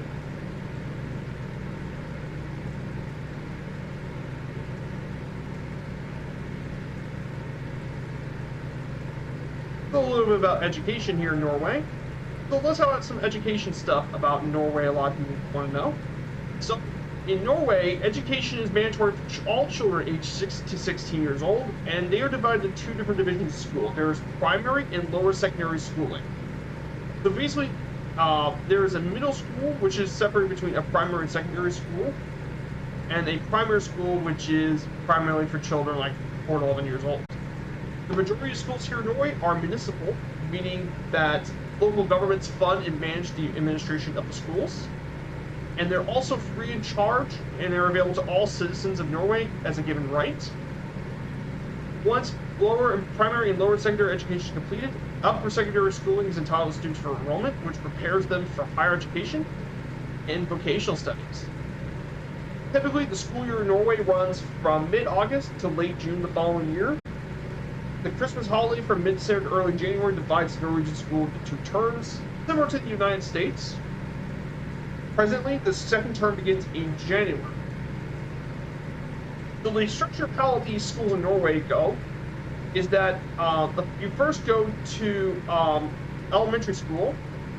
So the school system in Norway can be divided into 3 parts. You have elementary school known as Bardufoss, which is for ages 6 to 13. A lower secondary school known as Ungdomsskole for ages 13 to 16, and upper secondary school between 16 and 19 years old. Now, the Bardufoss and Ungdomsskoles are compulsory, known as base school. So you have your elementary school, your primary school, which most people spend their time playing educational games, learn social structures, alphabet, basic addition and subtraction, and basic English skills in the first year. From grades 2 through 7, they are introduced to mathematics, English, science, religion, which focuses on not just Christianity but all religions, their purpose in history, aesthetics, and music, complemented by geography, history, and social studies. There are no official grades, however they often run a common and sometimes an unofficial grade. Then you move on to the lower secondary school, which is basically like the middle school and early high school. They get grades for their work starting at 12 and 13. Their grades together with their location in the country will determine whether they get accepted to an upper or secondary school of choice. They usually take 1 elective and 1 language class. Mainly the language classes offered are either German, French, and Spanish, as well as English and Norwegian studies.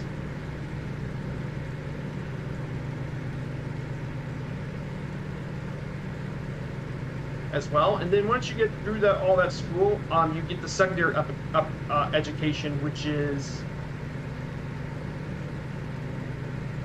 as well.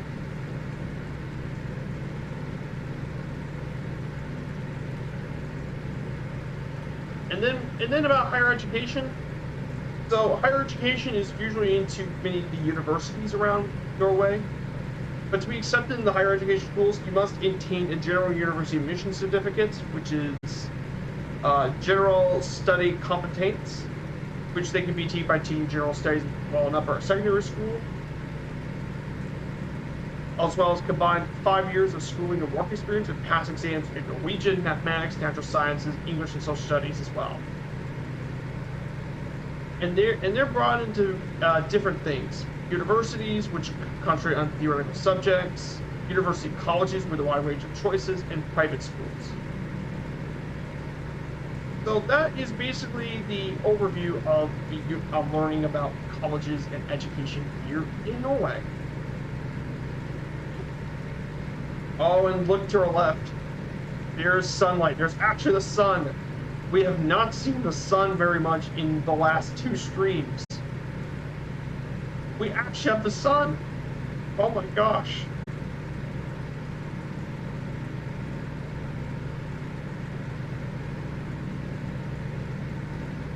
Oh, that's awesome. The sun.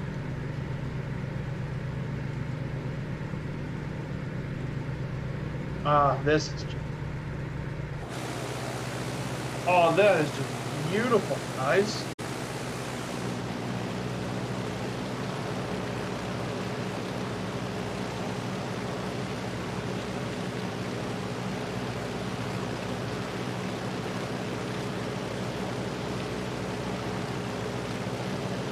What a lovely day. Just lovely. If you ask me, this is a very, very beautiful day to fly.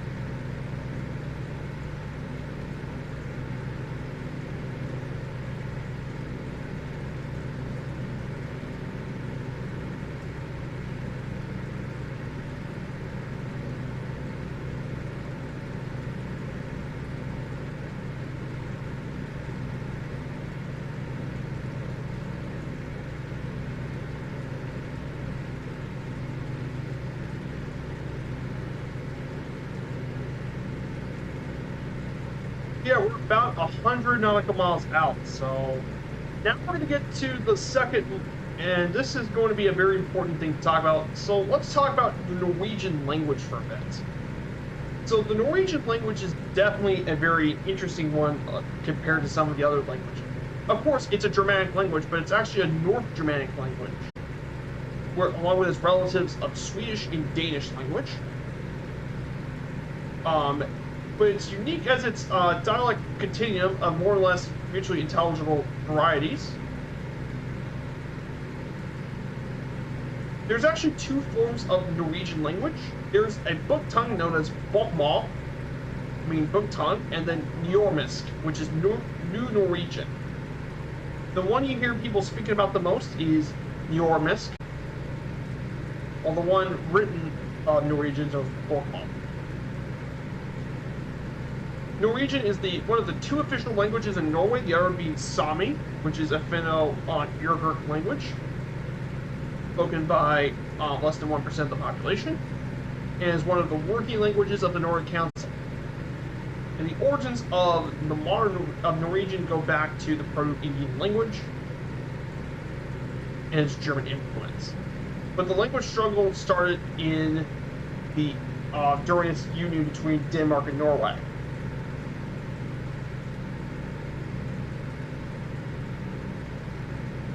And they had to adjust to it. But here's some interesting things about Norwegian. For one, the sound systems of Norwegian and Swedish are pretty similar, though there is also some variation between the two. Like stop, like there's approximate like all.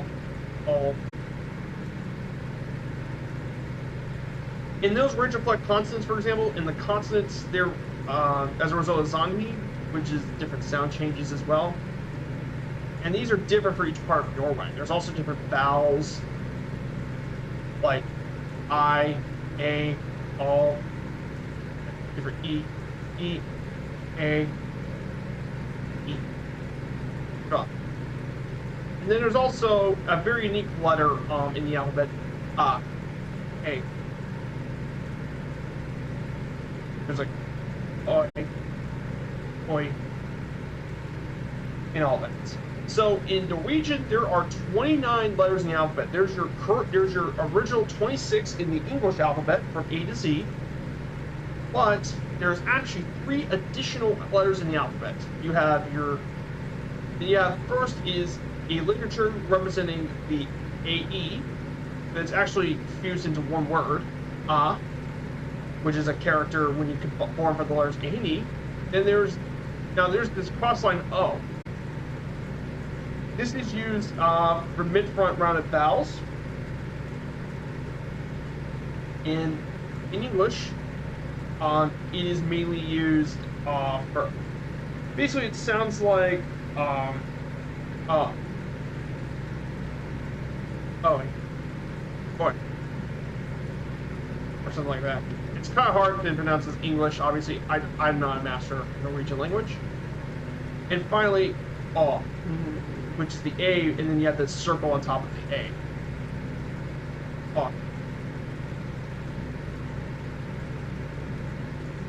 But it actually appears not just in Norwegian, but it also appears in Swedish, Danish, and Greenlandic alphabets.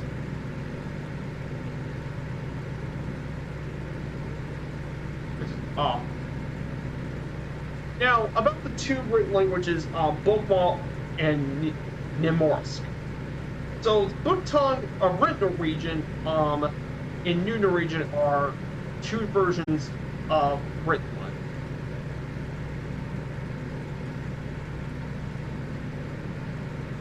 But the reason why they needed 2 different languages is because there's no formal agreement on how Norwegian should be written between one side and the others.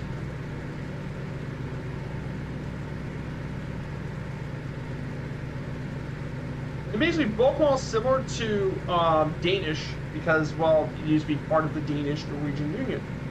And bokmål is basically about Norwegian based off that of the Danish, while Nynorsk is based off its own version of its language, without so much the Danish influence. But Norwegians at school are educated in both of these. That way they can help learn about the two versions of the language, which is pretty cool. And obviously there are a ton of dialects in Norwegian. There's general agreement for all sorts of differences in Norwegian. Oh, so like to start Earl. Yeah, Earl or Murphy. Yeah. That's pretty much correct on me. It's Earl. Earl. Earl. Yeah, Tromsø.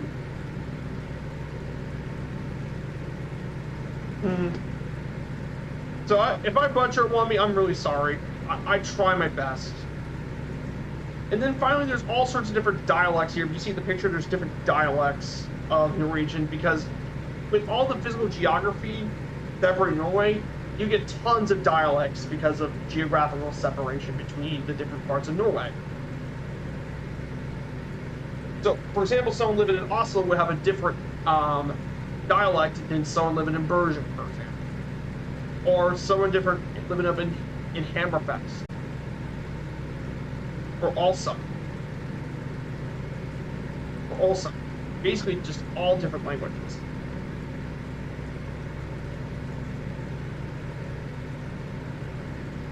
So yeah, some pretty cool stuff. There's tons of little adjectives as well, like in nouns that they're pretty well known for.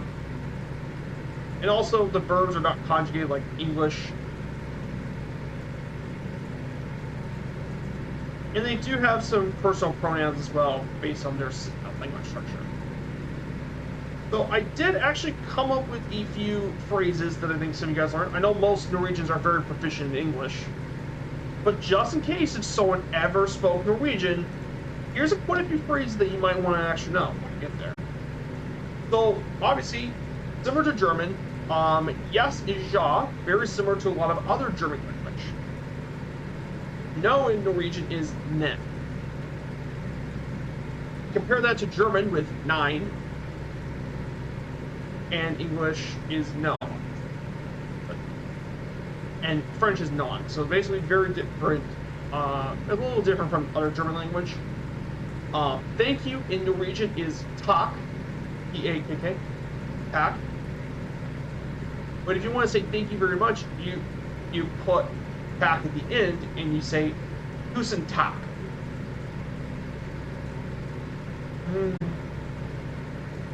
And then your welcome goes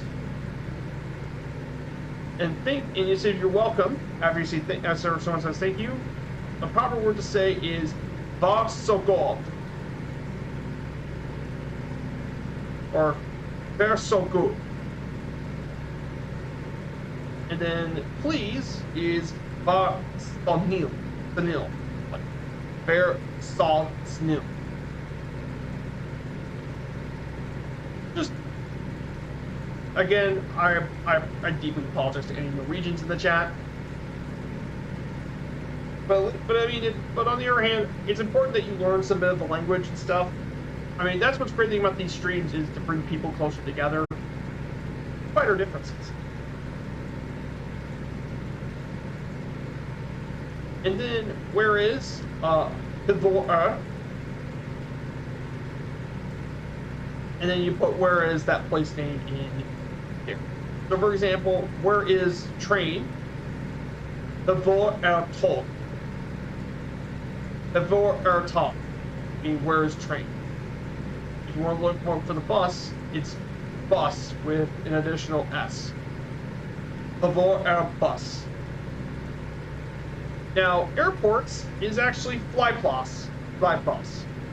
So if you want to look for the airport, where is the airport? In Norwegian, you say hvor flyplass. Where is the airport? You're doing a good job. I appreciate Wambi. That's awesome. Yeah, in Belgium, I just have to cross a small river and they speak in our dialect. Yep. But yeah, I'll be doing some of these streams when I talk about Arabic and all that. When I do my round the world trips, I sometimes bring the languages and just bring you every bit of everything. Yeah, I'm pretty good with languages just by learning. Okay, so train station, I put Jernbanestation. So yeah, it's quite a mouthful. So where is train station? You'd say the Bodø Jernbanestation. Yeah, there you go. The Vor or John station. Yeah, that's enough. English, there isn't too many super long words. And finally, where's the bus station? So, the Vor or bus station. Yeah, basically, that bus station one's pretty simple. And then I put ones, how much does this cost? And all that. When you ask for shopping, the Vor mye koster det. How much does it cost? And then you're looking at this. What is this? He says, Hva or det? Meaning, what is this? And then, if you want to buy it, I'll say, I'll buy it. In the Norwegian is Jeg kjøper det. No, it's actually Jeg kjøper det. Kjøper det. Because that always sounds like a U in Murphy. Kjøper det. And then finally, some landmarks and locations when you want to visit around Norway. For example, if you want to visit the museum, it's actually a museum. So nothing odd in that one. The same thing goes for bank, ironically. Both bank and museum have the same words as their English counterparts. Pretty funny. Pretty interesting. Yeah, Mommy, if you weren't there, I actually did some examples of Russian words. So I actually still have slides from my thing about Russian language. And trust me, Russian is not an easy language. Like, the Germanic languages are much easier to learn for someone like me compared to Russian. You should have been there for that. For the police station, it's just basically police station. Yeah, police station, which is police station. Hospital is actually a pretty interesting one. Just like German with the weird pronunciation, Krankenhaus. In the case of Norwegian, it's actually Sykehus. So, the Hvor Sykehus, meaning where is hospital.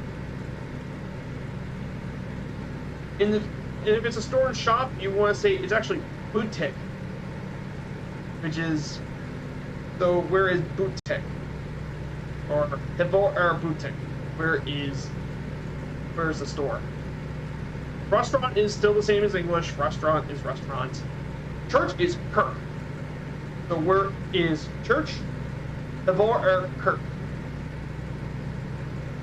And finally, restrooms is toilet. Toilet. So basically, Hvor toilet, where is restroom. So these are just some examples of Norwegian. For some of you guys that want to actually learn a bit about the language. There's way more you can learn out there, and much better resources than this. But just for the basics, I wanted to cover language. And that's something I would want to do on my streams as well. Just wait until I get some of the other countries' languages for my around the world trip. Imagine me have to do Hebrew, which is Israel's national language for Israel. And remember, I'm gonna have to do those kind of slides for these around the world trips because they're gonna be some long flights. They're gonna be some really long flights. So I need all the slide content I can. But yeah, I hope you guys enjoyed what I did to spread the language and all that.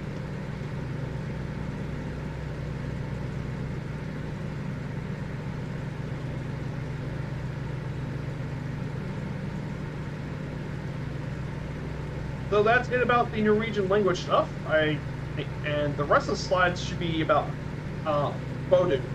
We should get near Bodø pretty soon. It is about 69 nautical miles. Nice.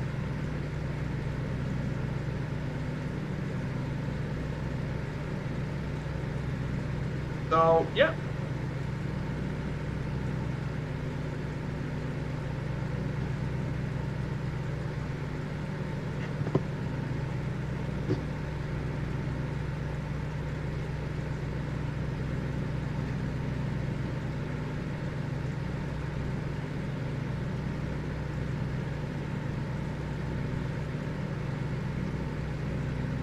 Yeah, there's the sun. Man, it looks nice out here today.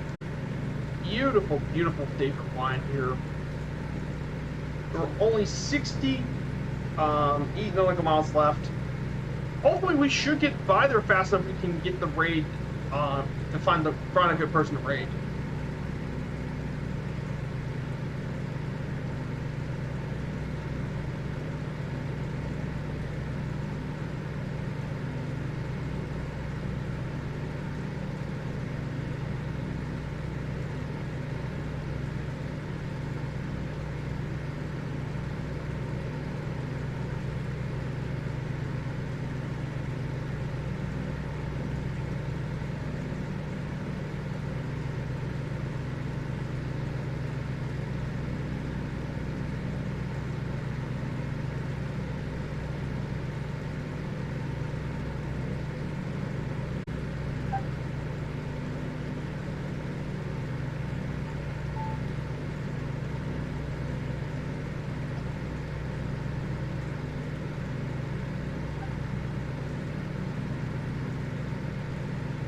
Yep.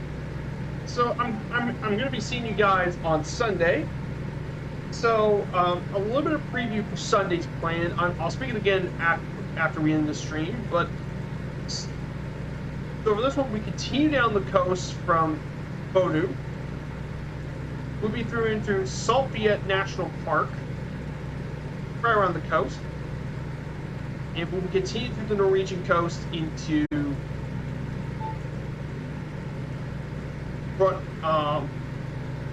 Brønnøysund,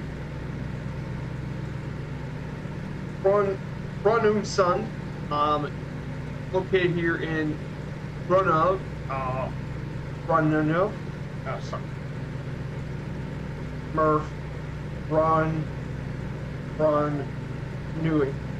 Yeah. Like I said, some of these names are kind of difficult with it. And then from down there, we're going to down here from Namsos, back where we started. We'll fly over that airport, and we'll make our way over to Echo November Victor Alpha, just right outside of Trondheim. So we'll basically be heading there as well. We won't. That means that next week we'll be seeing the famous Trondheim Church, and then for the final trip, we'll be. And the last one will be through the city of Trondheim, flying through more of the national parks as well, through the Sandfjord, and then we make our way over to Trondheim. And we can end the journey there. So yeah, we only have 2 more streams after today. But I absolutely love this Norway trip. It's been definitely a favorite of mine. The scenery is just amazing. And then afterwards, I got 2 streams. We can do whatever I want. I know one of them is going to be a GA with the Vilga, and I think the other is going to be an airliner flight out of our future Firefly Air hub. If it ends up being a pretty big hub, I might do an airliner stream. This time, Viper Strike actually knows how to operate on the procedures for all sorts of landings. But I want to do a variety of streams again while we do these around the world trips. I'm going to do a wide variety of different streams on those Wednesdays. So basically, the Sundays for the next 30-some streams is going to be, after this, is going to be the around the world trip on Sunday, since I have way more time to get the streams completed and done.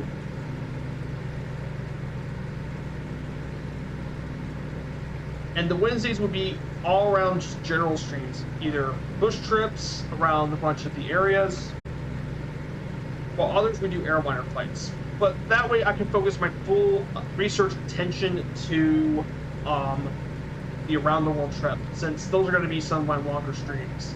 And I think the research information is going to help us buy some time and all that, if you know what I mean. Oh, you got some bonus info for us, Wami. Thank you. So, bit of bonus info. In the 1800s, after getting our own constitution, many felt we needed a written language clear separate from Danish.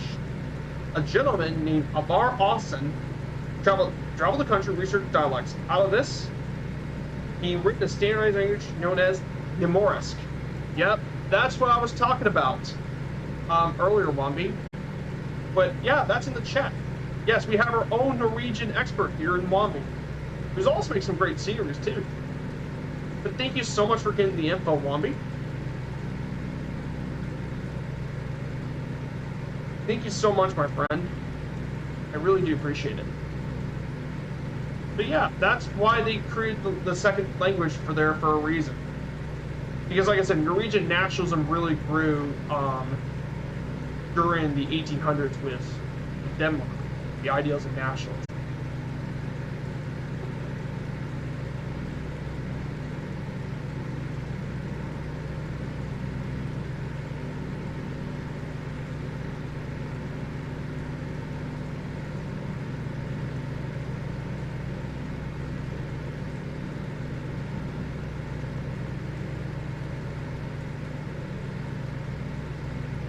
Yeah, that's because for a lot of guys that didn't know, Danish was the written language of Norway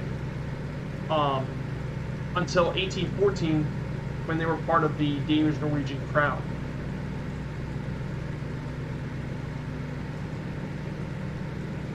So they wanted to try to look for a new language. So they ended up finding it in the mid-19th century, the Norwegian language. Yeah, exactly. Wombi's from Norway, which is why he made some really good points as well.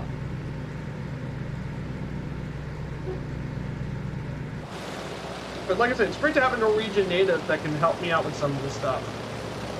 Like, sure, I'm knowledgeable, but it's great to have someone who's a local in the area give their own take at the knowledge and stuff.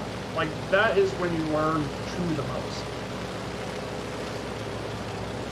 But man, it's just, oh, this is just stunning up here. Oh, this is just gorgeous. Look at the state of this. Oh, Norway. As someone from Oslo area, my dialect is pretty much identical to Bokmål. I have absolutely no problem reading Danish, but I seriously struggle with understanding spoken Danish. However, I can easily understand Swedish. Yeah. Swedish and Norwegian spoken is pretty similar to each other, but there's also differences. Yeah. Like I said, it's that strong Danish influence.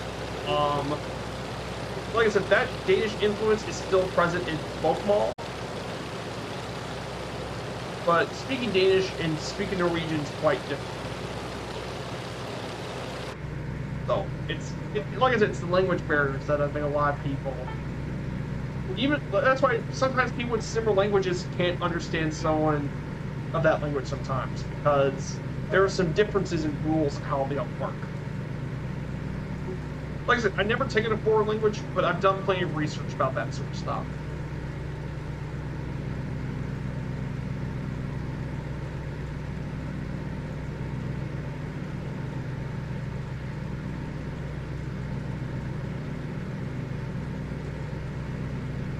But like I said, your knowledge is greatly appreciated, won't be?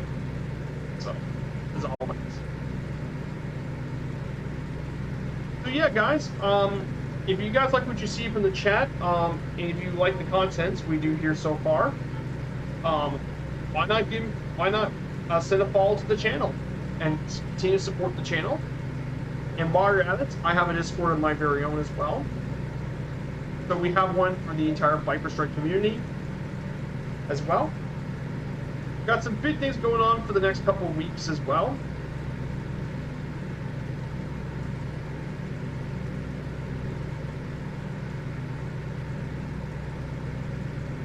So I think that'd be fantastic, getting some more support. And your support would always be greatly appreciated. Like, it's not much, but support like that would always be greatly appreciated. Like, I value each of one of you guys here. Very, very much greatly appreciate all of you. Like I said, I know I put tons of good content out there, and I know it's you guys that make a pretty big deal.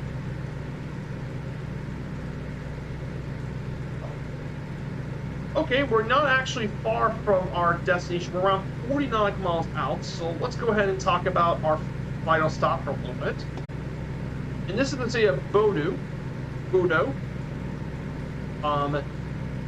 This is both a city and a municipality as well. But the town of Bodø is the administrative center of its own municipality and of Nordland County. It's just north of the Arctic Circle and it's the largest urban area in Nordland County and is the second largest town in all northern Norway. The population is around 41,215 people and it has a population density of 2,911 inhabitants per square kilometer. It gained town status in 1816 and soon after it was known as the Bodø Affair, smuggling by British merchants that were later compensated by Norway.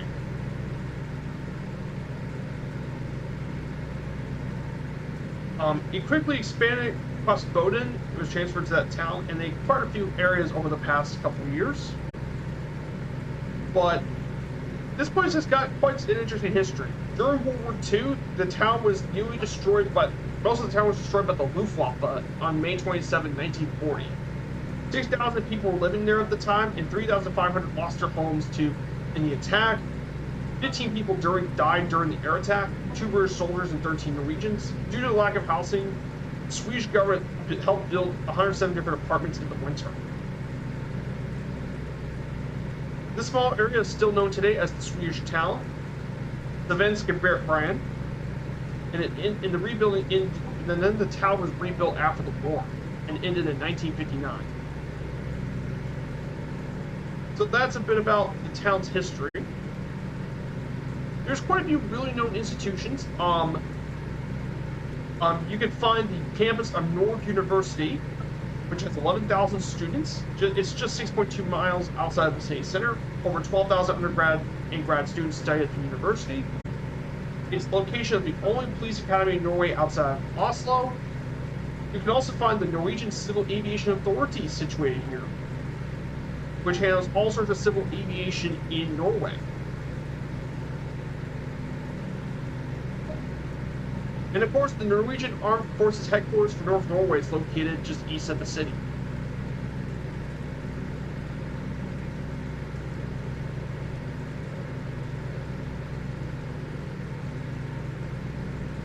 In terms of other stuff too, it's also got quite a long history with the military, especially with the Norwegian Armed Forces. Their joint operational headquarters are actually located here at Whiteton, east of the city. Parts of NATO Air Forces attending the annual cold response are stationed here at the air station, which is where our airport's going to be. It's located to Bodø main air station, which is the major Norwegian military airbase, housing 2/3 of Norway's F-16 fighter force. Bodø, competing with Åland and Evans, is a candidate for the northern air base in the new Royal Norwegian Air Force system.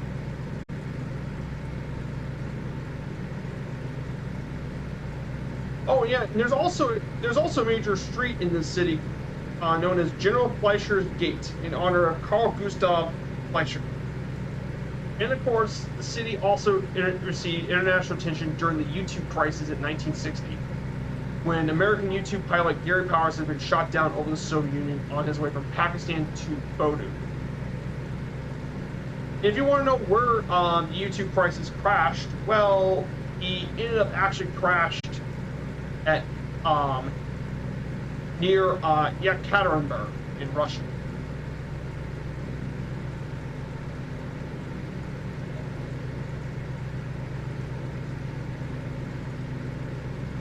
And apparently he was captured by the Soviets, and he was sentenced to 3 years of imprisonment, and then he was exchanged for Soviet intelligence officer Rugal Adel. So they managed to do a switch. And of course, Bodø is also home to their football club, Bodø Glimt, the top division of football in Norway. It's also got the Bodø Cathedral, built in 1956.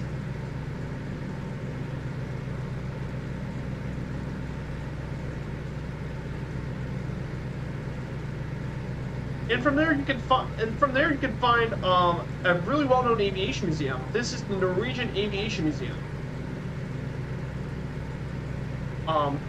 which is located, which is basically, it is to Norway what the National Air Force Museum is to the United States, or the Museum of Flight in Seattle.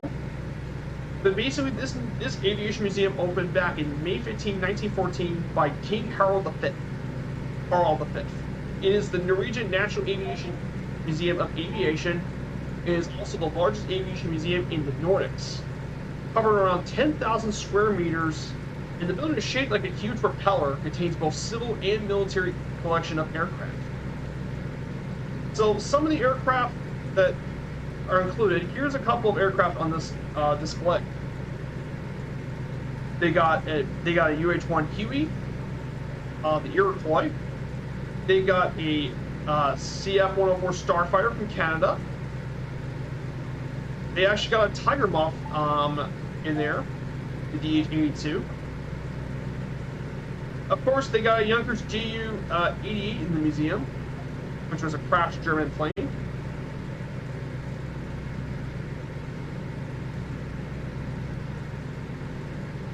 These are military aircraft. You got a Bird Dog as well, Gloster Gladiator, Hawker Hurricane. The U-2 is in there as well. A Piper Super Cub even. And they also got a couple of...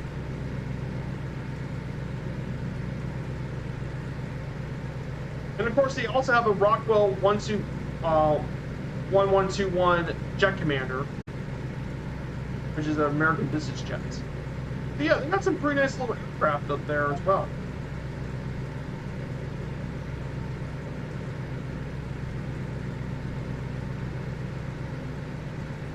And it's got its own website here too.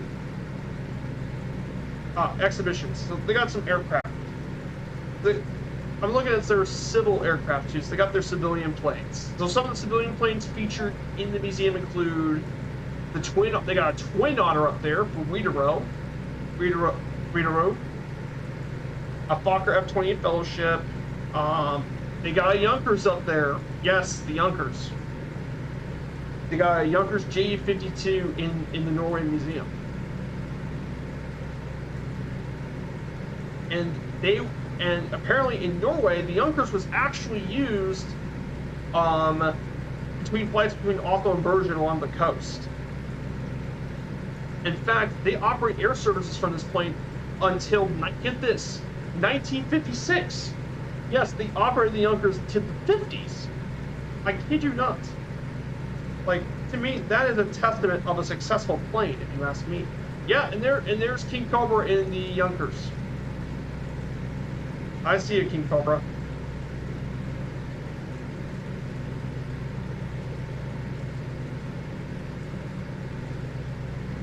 I see. Yeah, it's hard to believe the Junkers was used in Norway for there as well. And also, yes, the Junkers also came to float plane. There was also a carried float planes. I mean, how cool is that? That they actually managed to restore this plane as well. But it's a very cool plane as well, and I'm very happy that this plane got a long life as an airplane. Of course, they also got, let's see, the Piper Colt, the A-22 Colt, which basically is a tricycle landing gear Cub. But they got quite a few really cool little civil planes, and they also got military planes too from the website. So you guys, if you want to check out the website, let me go ahead and post the link to the website. Yeah, check out the link if you want to check out the Norwegian Aviation Museum.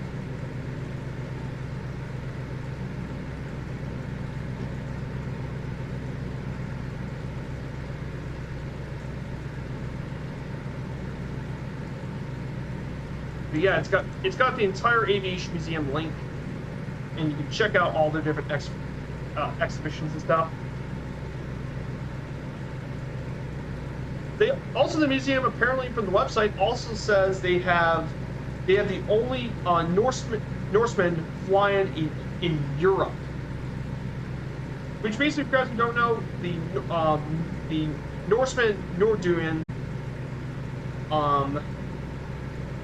was operated in Norway for a long time. They actually operated 8 of them in 1945. And they've been flying them for a long time until...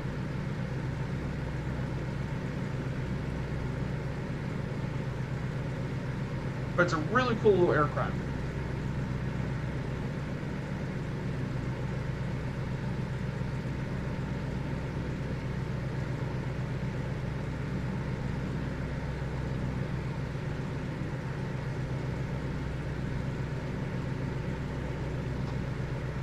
Really cool stuff. Yeah, even an American U-2. Yeah, they had a U-2 up there. As well. Yeah, I mean, it seems weird, like a Norwegian museum has a U-2.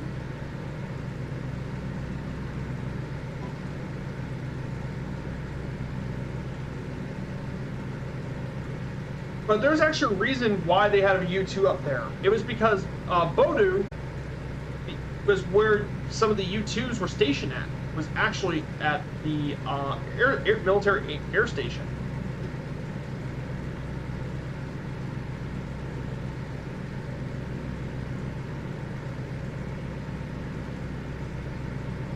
Let's go ahead and talk about our airport as well. So our airport here is Bodø Airport. This civil airport here is located in the Bodø Peninsula. It shares much of its facilities with Bodø Air Station. Its runway is around 9,167 feet, runs east and west. It offers as a major hub for regional flights to Helgeland, which is actually located in northern Norway, Lofoten, which we visited a couple weeks ago, and Versailles as well.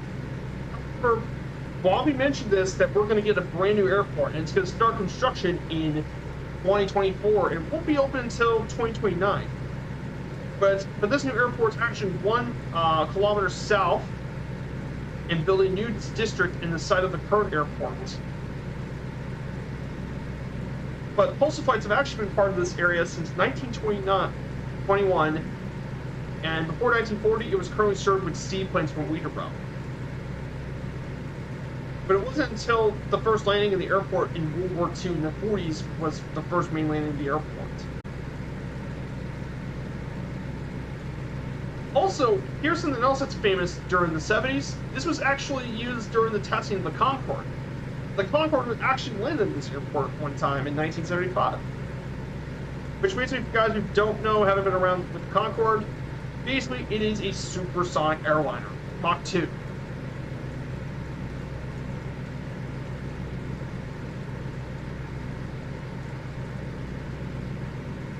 And apparently they have flights from the airport from Rhodes, Greece, Helsinki, Finland for seasonal flights, seasonal charters.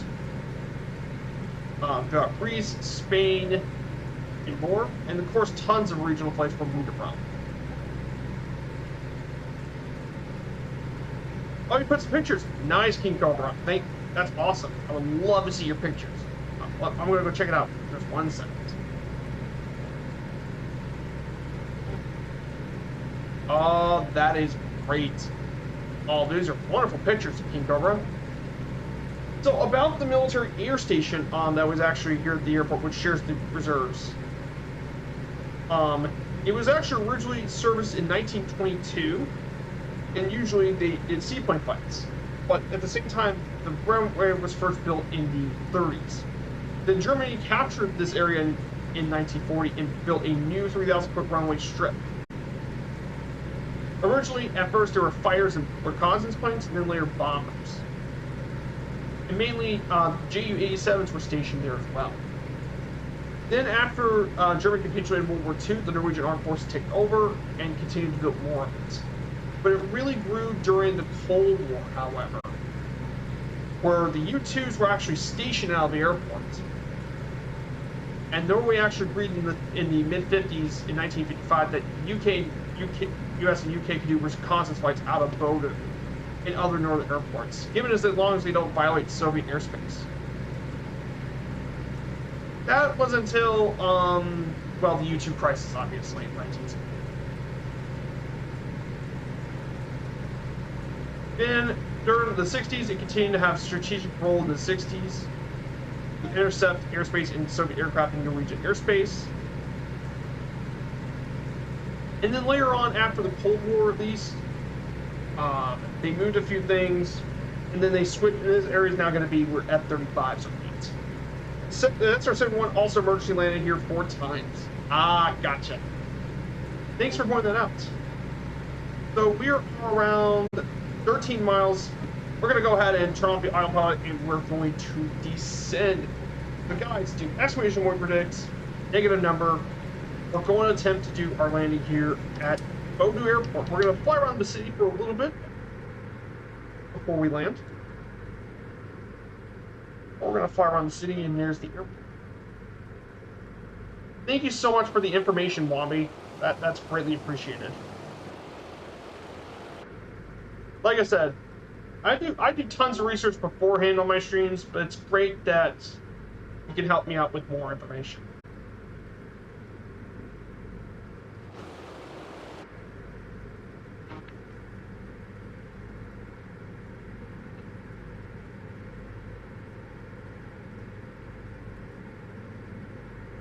So yeah, that's it, guys. This will be our last stop for today, and we'll be heading back down south.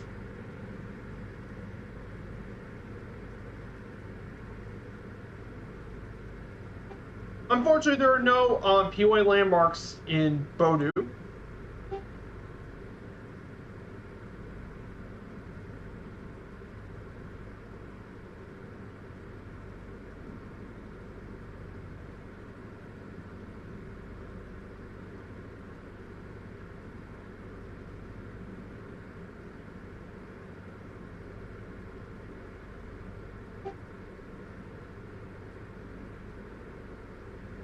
Have you looked up the Bodø Remote Tower Center? Let me check.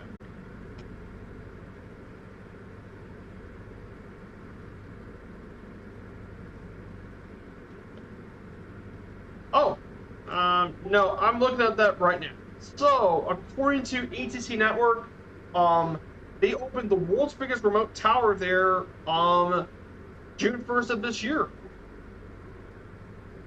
So basically, it is a remote tower where they can be controlled remotely.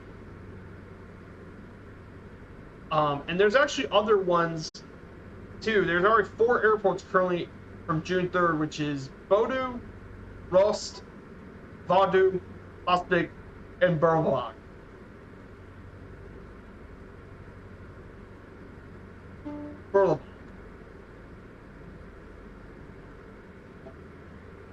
And apparently they're going to have more airports coming later in the year, like Maham, Røros, Rovik, and Namsos as well. So by the end of the year, we're going to have 8 airports from this one remote tower. That's really cool. But yeah, thanks for pointing that out. I looked it up while we descended, so check out this area. But very, very cool. Thank you so much.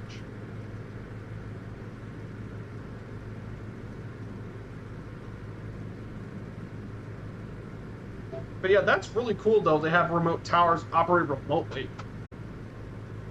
But it makes sense, though, why they do remote traffic controlling, because aviation is a big deal due to Norway's geography, with all the fjords and mountains making it really difficult to connect.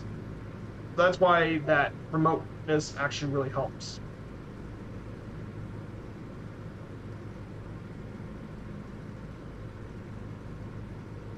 Yeah, exactly. To remote control most of the small airports. Exactly. That takes less people to have to control the airports. So according to the Avinor website, Avinor,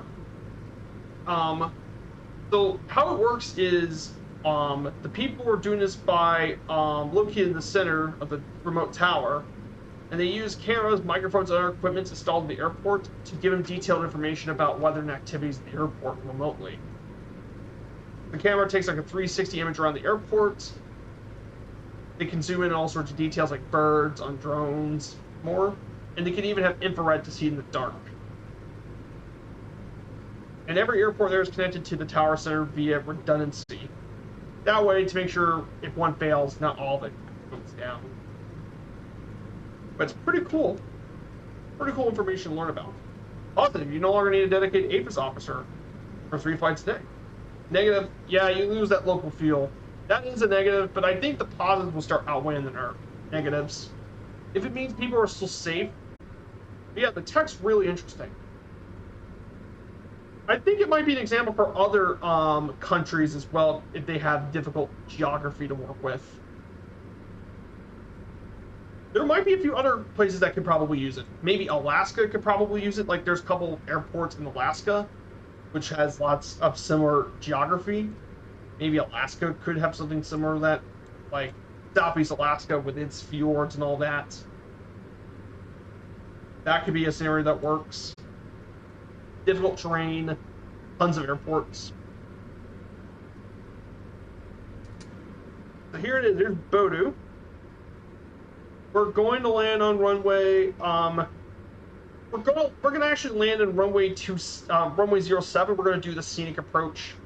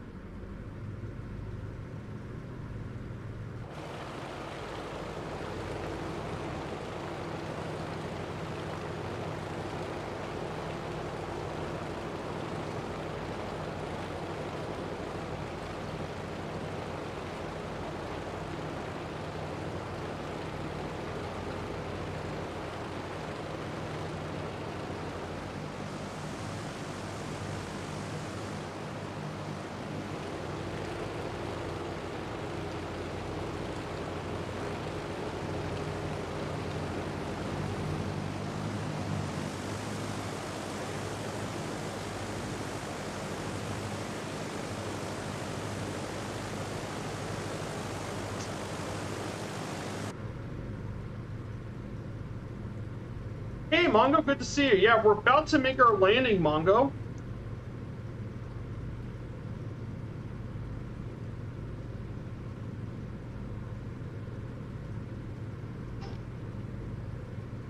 Yeah, we are very, very close to landing, Mongo.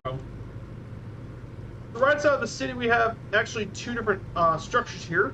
Little Hjortoya, and Store Hjortoya, which basically different rock formations around here. I opened the window and you can definitely see there are some bit of rock formations around here.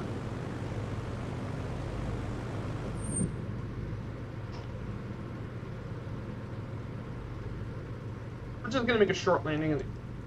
That is our airport. Go ahead, forward, deploy the flaps.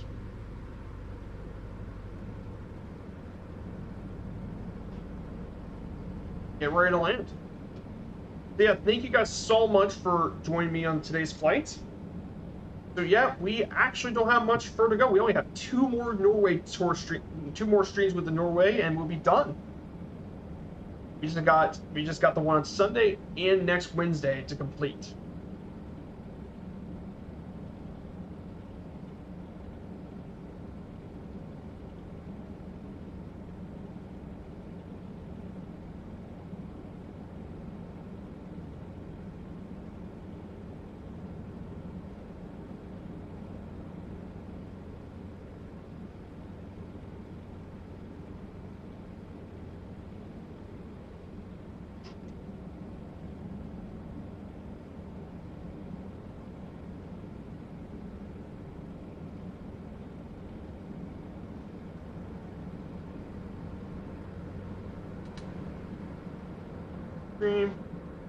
And we're gonna wait for this thing to land. Hey, Mongo's in the spit. Nice. Yeah, guys, that's gonna be it for today. We're just gonna get this thing landed, and we're gonna get this thing parked, turn off the engines, and we can wrap up the stream.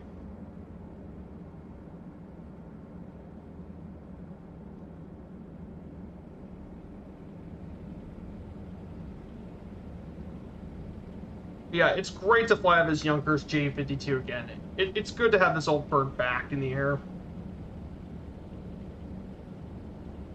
like I said, with the DC-3 getting all the vintage airliner love and the Boeing 247, this thing gets kind of left behind, unfortunately, which is a shame because I think it's great for 15.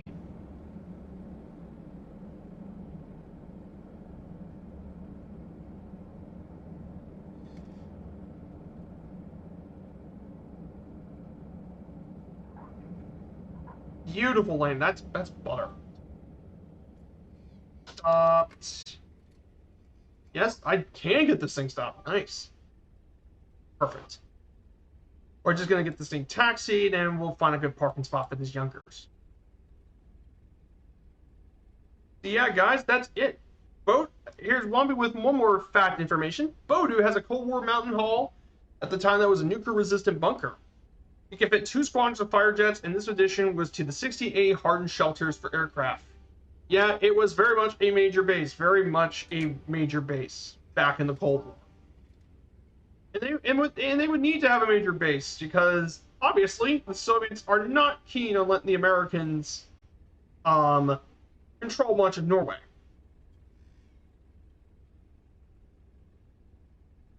Add left.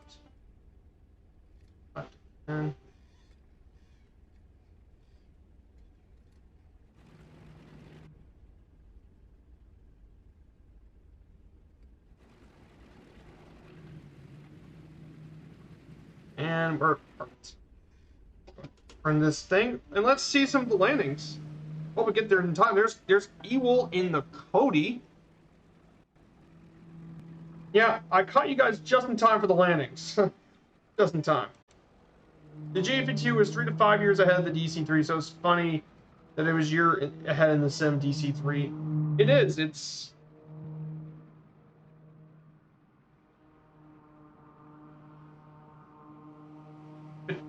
exactly right, Super Typhon.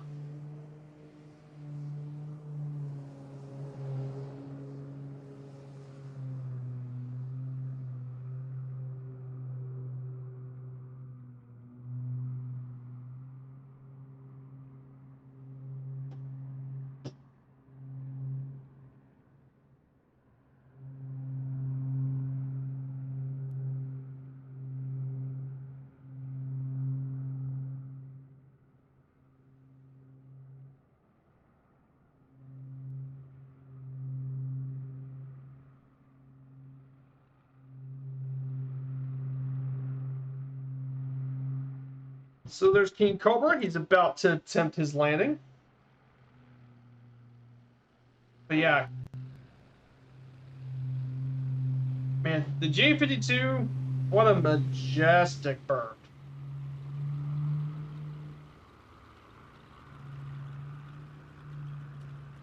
Beautiful beautiful the 2-point landing. That's perfect. And finally, Mongo with the Spitfire.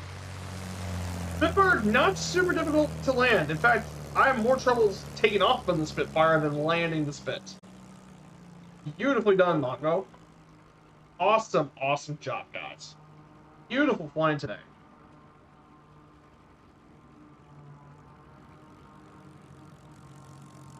Beautiful, beautiful, beautiful job.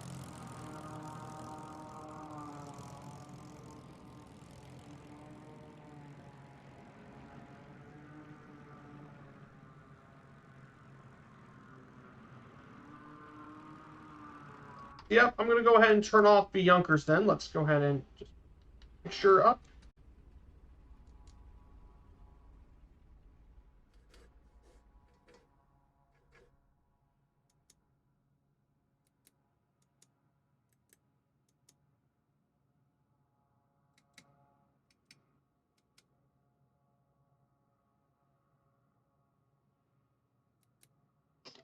Okay, that's off.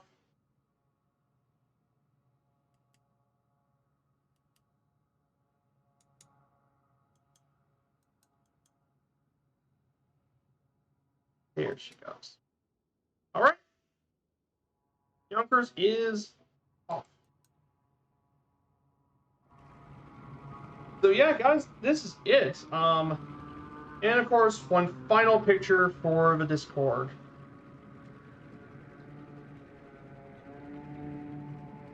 As well. What an absolutely awesome stream, guys.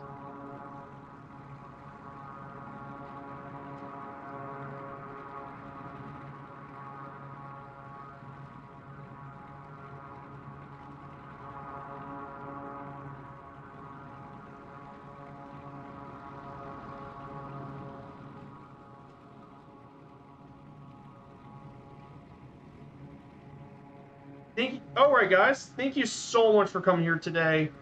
And that completes 10 legs. We only got 4 more legs left to go. Thank you guys so much on this trip. So on Sunday, we'll be taking off here back from Bodø. And we'll end our way from Bodø to Brønnøysund. And then to Trondheim. And we'll be landing here at Echo November Victor Alpha.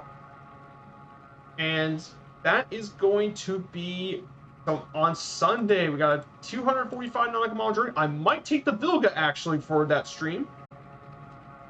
But thank you so much for joining me on the stream. A shout out to everyone in the chat, and especially to Wombi for all the hard work he's been doing for me today. I really, really appreciate it. Thank you so much, Wombi. A huge shout out to you. So, I'm going to wait a little bit before we do our raid. If we're going to be raiding Two-Tone Murphy, I'm going to wait till he gets on. So if you don't mind waiting a minute or two to get ready for his stream, I'm going to raid his channel.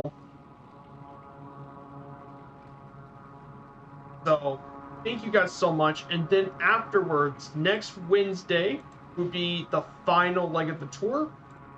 We'll be heading our way to Torp from Trondheim. We'll visit downtown Trondheim. Visit the cathedral there. Then we head our way back to near Jostedal Glacier into Brønnøysund. Make our landing over at Echo November Sierra Golf, which might be the most scenic landing in the entire tour. And then from there, we head to our final destination at Torp. Torp Airport, Echo November Tango Oscar, which will be our final stop of our journey. And it'll be a great way to conclude our trip through Norway. An absolutely stunning piece of land. So yeah, guys, I really do appreciate it. Thank you guys so much, as always. And hope to see you guys soon. Take care, everyone, and enjoy the rest of your day. Bye.